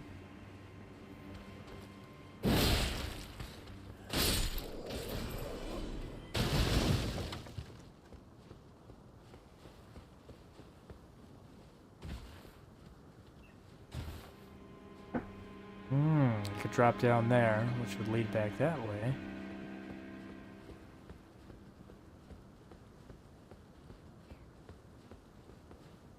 Gosh, to be honest, I don't even think I even fully ever 100% explored this castle in all of my playthroughs. That's the cool thing about Elden Ring. It's like, there's just so much.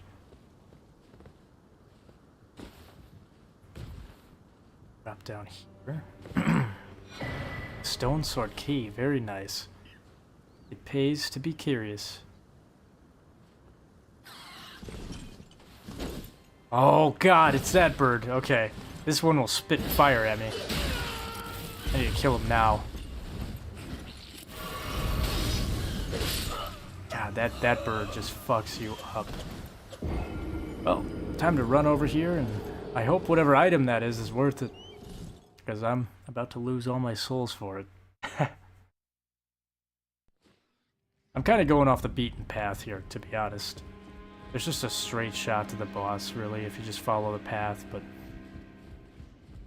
what's the fun in that? I rolled. I definitely rolled. But whatever you say, game.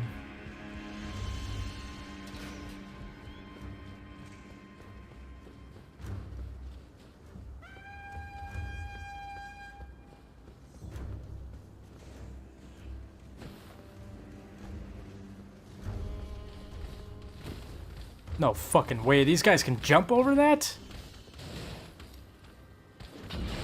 That's crazy. I didn't even know that. Alright, well, I'm gonna top off, run in there, and grab that item, and try to get my souls, and get the fuck out of here. Never mind, I won't pick up my souls. Dozing cross-legged emote. That's... yeah, I've spent so many hours in this game. I've never even seen that emote. That's crazy. There's just so much about this game. I love it. So much fun with exploration and stuff. Now I can already see there's been like 4 different paths I could have taken already. Let's see. This area has one of those knights, so I am not going to go down there at all.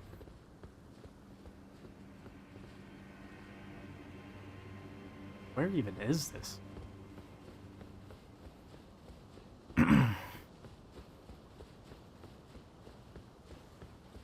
Yeah, I am very familiar with that area.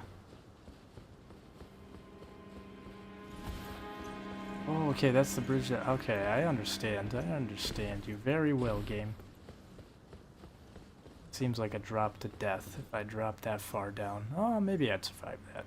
There's a rat down there.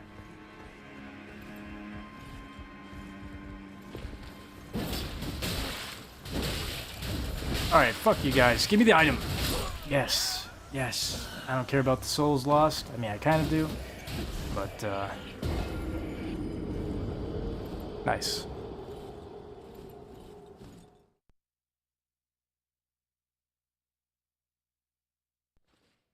Alright, so...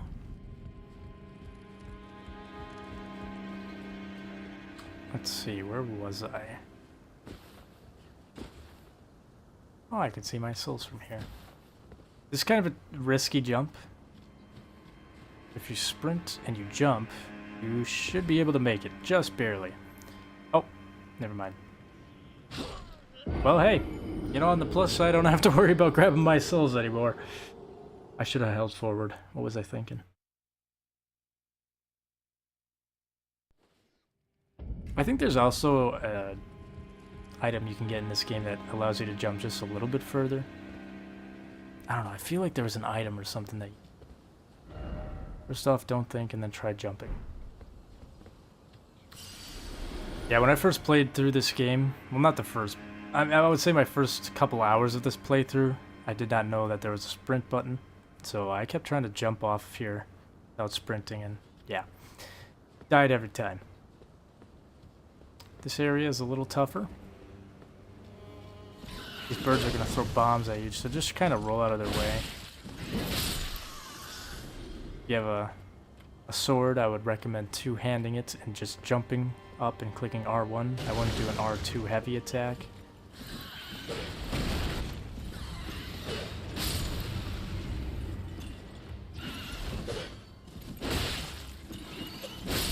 There we go.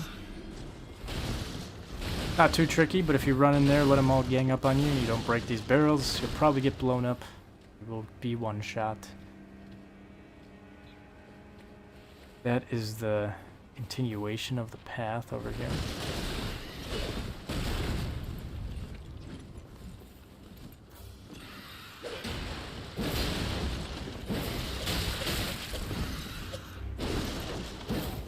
Mage user's gonna have a field day with these enemies, though. I'll say that.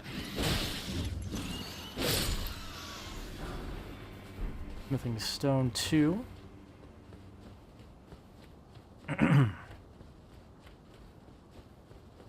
Alright, there's a little secret path over here.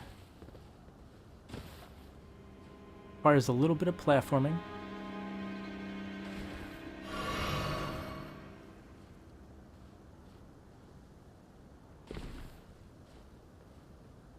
And,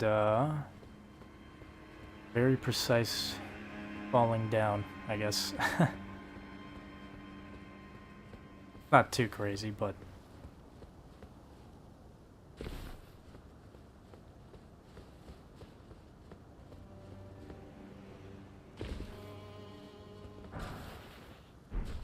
Get a marred wooden shield.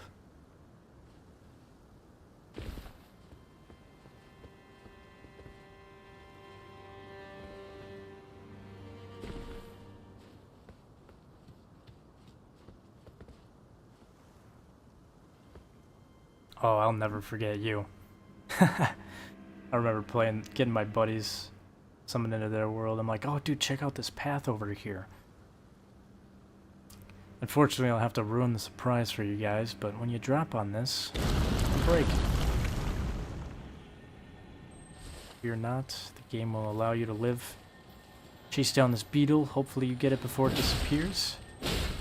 You get the Storm Assault Ash of War. Something that I do not really use much at all. There's also an insane Crucible Knight over here. I think that's what they're called, Crucible Knights, if I remember right. Yeah, this guy's essentially a tank looking at you right now.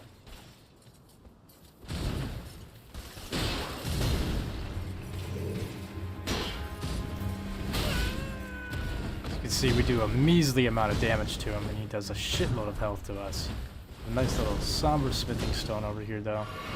I'm gonna attempt to fight him a little bit longer. Never mind, I think I'm gonna get the fuck out of here.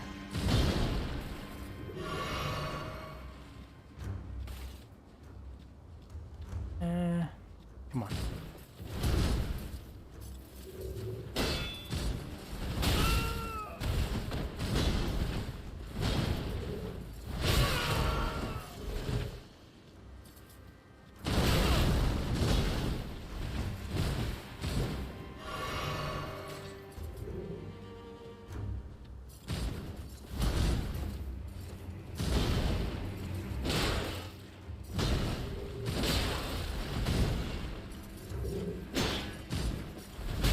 God dang it.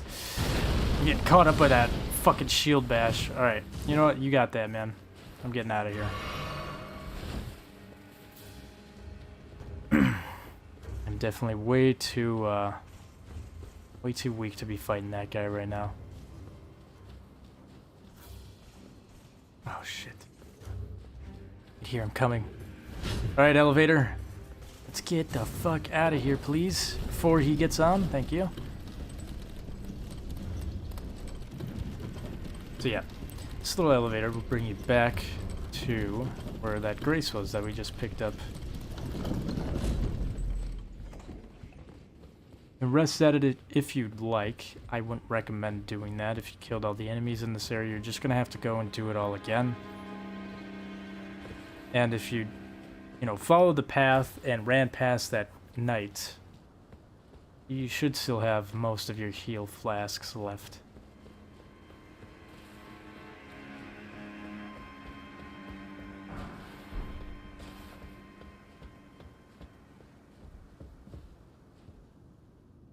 Huh.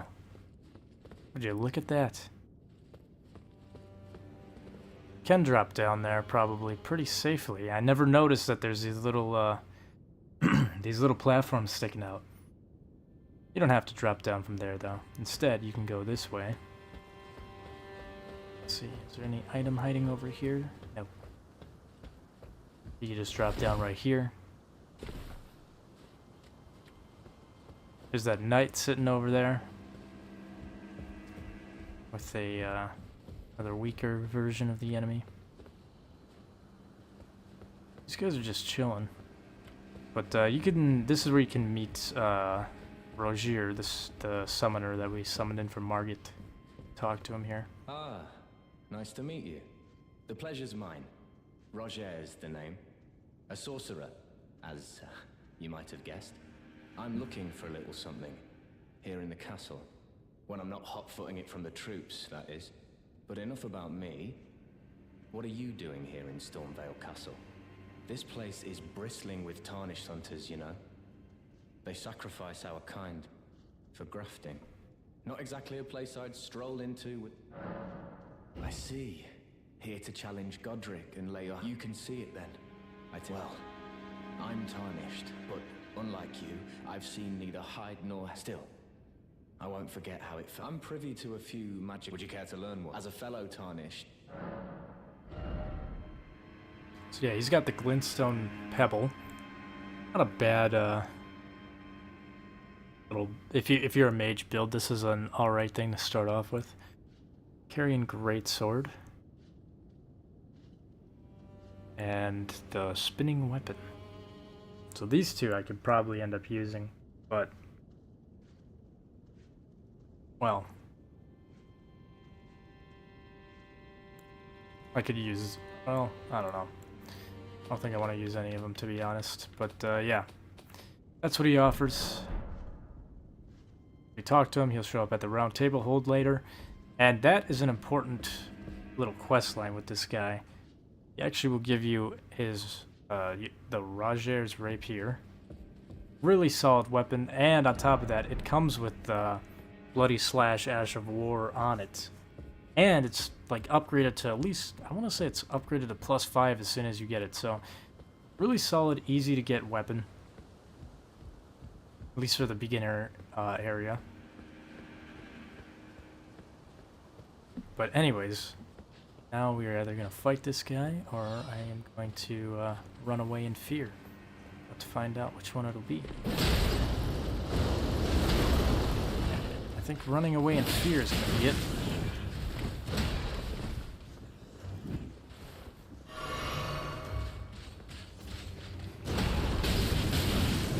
Okay, fuck off, torch guy. What are you even doing here, huh? What do you even do? So let's be a fucking nuisance. No.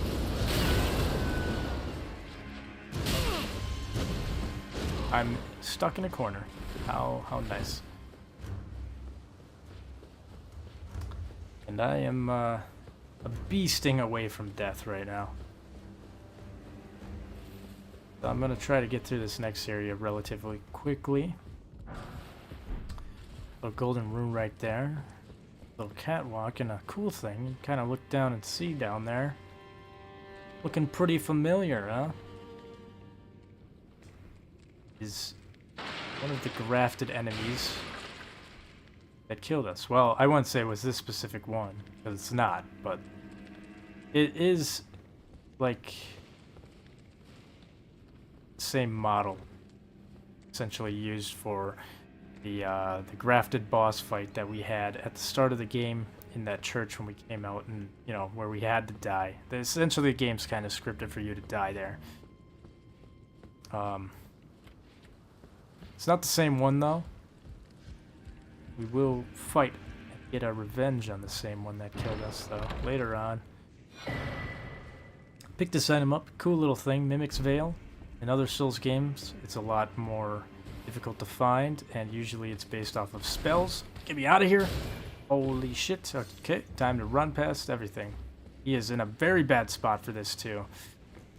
Oh, yep, turn around. Cool, cool, cool. Alright. Now I'm cooked here. I'm definitely cooked. Anyways, the Mimic Veil, I'll show that off here in just a second. I want to get the fuck past all of these enemies. I'm gonna hold a hard left here. But I unfortunately think that dog is gonna grab me. That might put an end to everything, but if I can get past this guy... Oh, oh, I'm doing it. I'm doing it. Okay, hopefully all that was done in a way that makes sense. You just want to stick to the left side, and you'll get this grace right here. And you know what? I don't even care. I don't even care that I died. I got what I needed.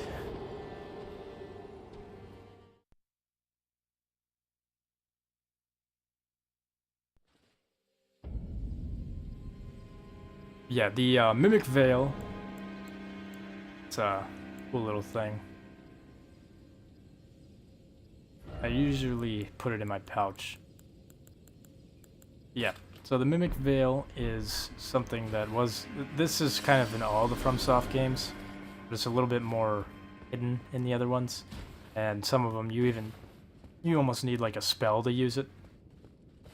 This is an easy, very easy to find item that given to you at the start of the game, only uses a little bit of FP, and you don't need to be a mage or anything to use it. It's really useful in like online stuff, and it makes for a lot of funny interactions. But if you use it, put a little crown on your head, and before you know it, you are now a prop, and the game is turned into prop hunt.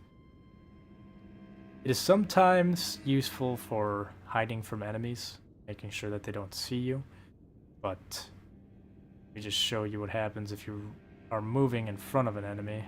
Yeah, this is taking forever.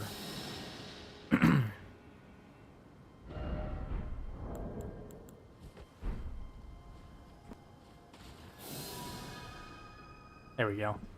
Nothing suspicious at all.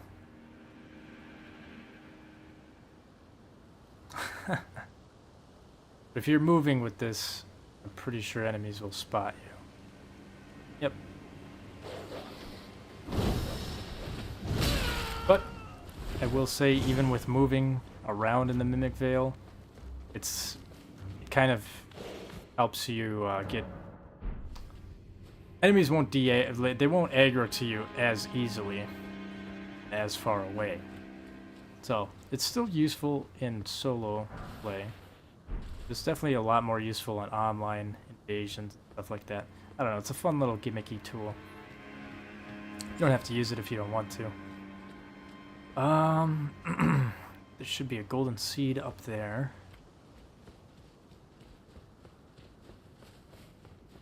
I don't have the elevator unlocked yet.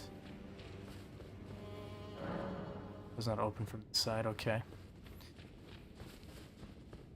This whole little courtyard area will be important. We'll come back here later. Once we defeat the boss, we'll go down that way.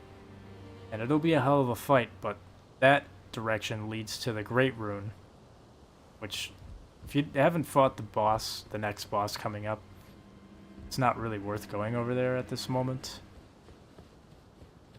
But yeah, there's a lot of different things here.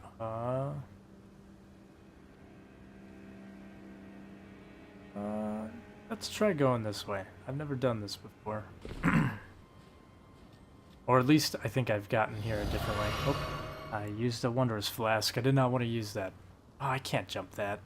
But I could jump that. Alright. Well, let's see what we got. Smithing stone? Oh no, maybe I have been here. I think I have. There's another like little hidden boss here. Well, maybe not really a boss, but...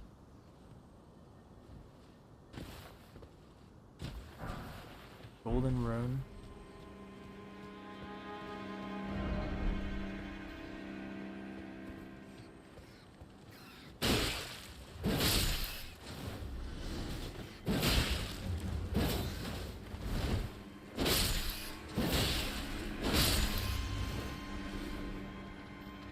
Oh, big rat.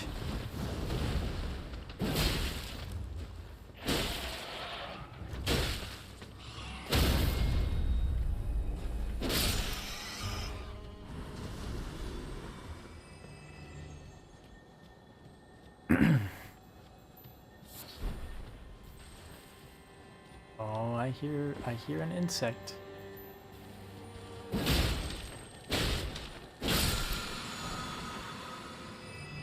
The Rancor Call. Oh, so that's where these mage users are getting this. I always wondered where they found that.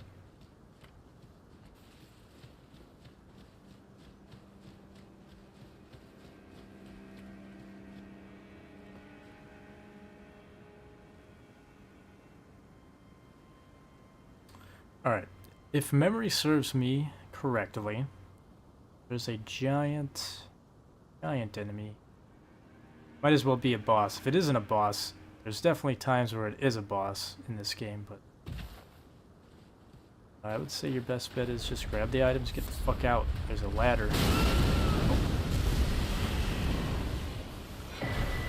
Stone sword key. Pretty nice. Yeah, so I guess this counts as an enemy, but this thing is also a boss in different areas of the game. For good reason. This thing will fuck you up. So just run through. This. Prince of Death's. Alright. And then climb up this long ass ladder. Oh, I wonder if it's still here. I hope it is. Either my message or somebody else's. What a thrill.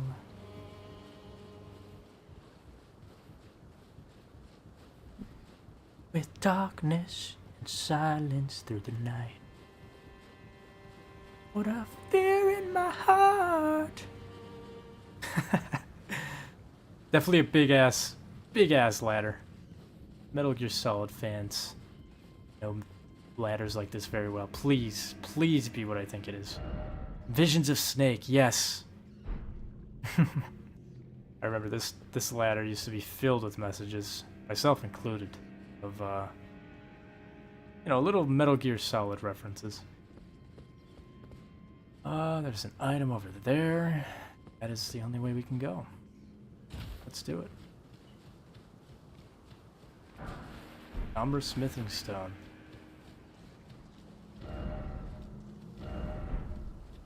Okay. Let's not go that way. Let's go this way. I believe this is actually worth using a stone sword key on. If I remember right, there's a whetstone knife in here that... it's pretty decent, but a little bit more specific. Let's pick it up. That wasn't it either. The fuck? How about you?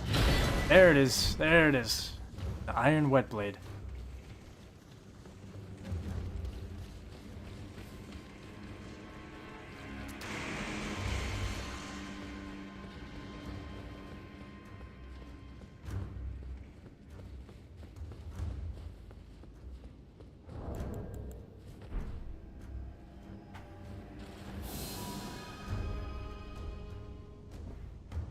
Nothing suspicious at all. Oh, hello there. Item over there. Sorry, man, but I am gonna have to kill you.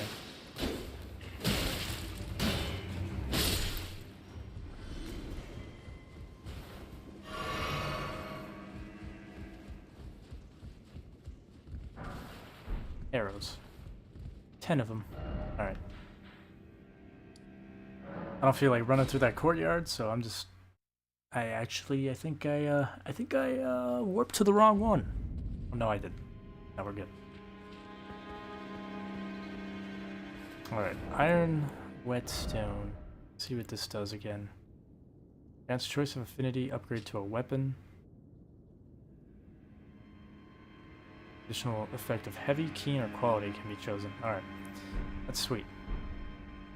So, this is what I was kind of talking about once you get further into the game. This will make a lot more sense. And again, there's a lot of different wet blades out there, but this one specifically targets heavy, keen, or quality, which are different affinities that you can use on your Ashes of War to kind of change the scaling of how your weapon works. So kind of what I was mentioning before, how different wet blades will change scaling. You know, or if you chose like, and this is hypothetical stuff, but like let's say, oh, I want blood. I want to apply blood with my weapon, blood loss, and it might affect, you know, it might decrease, you know, strength and increase the scaling of dex, which may or may not be a good choice for you depending on how your build is set up. But this specifically only targets the scaling. It won't add any sort of, you know, blood loss or anything like that. Let's try it. Let's see what I can mess around with here just to finally show it off. Why can I not do it? Here we go. I don't really want to add anything to this right now, to be honest. I'm not gonna lie. Actually, what is my L2 on this right now? It's the Lion's Claw? Oh my god, this whole time I had Lion's Claw, I didn't even use it once. Huh, awesome. Yeah, okay, well I definitely don't want to take this off. I actually might duplicate this to my greatsword later so I don't have to deal with the lion right off the bat. Let's find something that I can not care about. Yeah, let's do this longsword. Let's do... Yeah, weathered straight sword. I'm not gonna use that.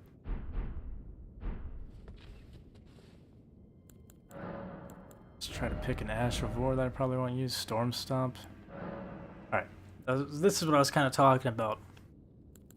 So, you can just do a standard one, which won't affect anything, but also won't increase anything either. There'll be few times that you might want to just go with standard. I will say though, I always stay away from standard. There's heavy, which as you can see, looks good because, oh wow, you know, it changes it to a C+, or like a C scaling in strength, which does seem nice, but it completely removes dex as a factor in scaling. So it's really not that great. As you can see up here on the underneath where it says attack power and it shows physical, you look to the right and that arrow shows you what'll happen to that weapon if you apply this. So it'll actually be less. It'll be 93 plus 22, which I'm not good at math, especially at a time like this where my brain is fried. But if I am correct, it should be 115, somewhere around 115. And compare that to the left side, so what we have right now, the 103 plus 16, it's not a good choice to do that. You'll actually be getting just a little bit less. But you do want to pay attention because sometimes it might actually be a good idea to change it to something like heavy, or for example keen, which will ruin the strength scaling. Not completely remove it like heavy does, but it'll take it down a notch to E. And then your dex will actually get an upgrade, or it'll put it up a letter grade, so it'll actually scale better with dex. But then, as you can see, it gets offset because you're not getting the same scaling from strength. Quality scaling is pretty solid most of the time. It usually keeps all of the stats the same. And let's see, 88 plus 21, like 109. So yeah, it would be. It kind of keeps it close to the same range, but not exactly pinpoint accurate. Sometimes it will. It all depends on the weapon. It all depends on your build. It's all, like I said, it gets very intricate. But, and these are just like the standard, like this is a standard wet blade right now. The original wet blade that I picked up just allows you to apply Ashes of War. This one allows you to apply these, heavy, keen, and quality. Later on, we'll pick up a black whetstone, which will help you apply, what the hell was it? I don't know, I can't remember. But there's all sorts of different whetstones, and they all give you different abilities, or different affinities that you can grant on your weapons. And some of them are really awesome, and some of them are absolute dog shit. So, and it all depends on the weapon, your build, yada yada, I've already talked about it. But yeah, hopefully this little summary right here kind of makes sense. That's all I was trying to show off here. But anyways, we've been going for 2 hours. I think I'm going to call the stream here. I feel like it's a good spot because, you know, we've gotten halfway through the castle. We've experienced some of the little secrets and shortcuts in here. I haven't really showed all of them off yet, but the boss is that direction, so not too far away. And there's a golden seed, and yeah, there's also an NPC we can summon over there. And yeah, let me just switch this back to the claymore for now. Yeah, overall, a lot of cool stuff in this area, and really just a little hint at what is to come in this game, how vast this game can get. But anyways, guys and gals, thanks so much for tuning on in. Thanks for the support. If you're on YouTube, check out the Twitch. If you're on Twitch, check out the YouTube. The pop-ups are in the bottom left-hand corner of the screen. It's Austish for YouTube, xAustishx for Twitch. And I'll catch you guys on the next one. Have a good night.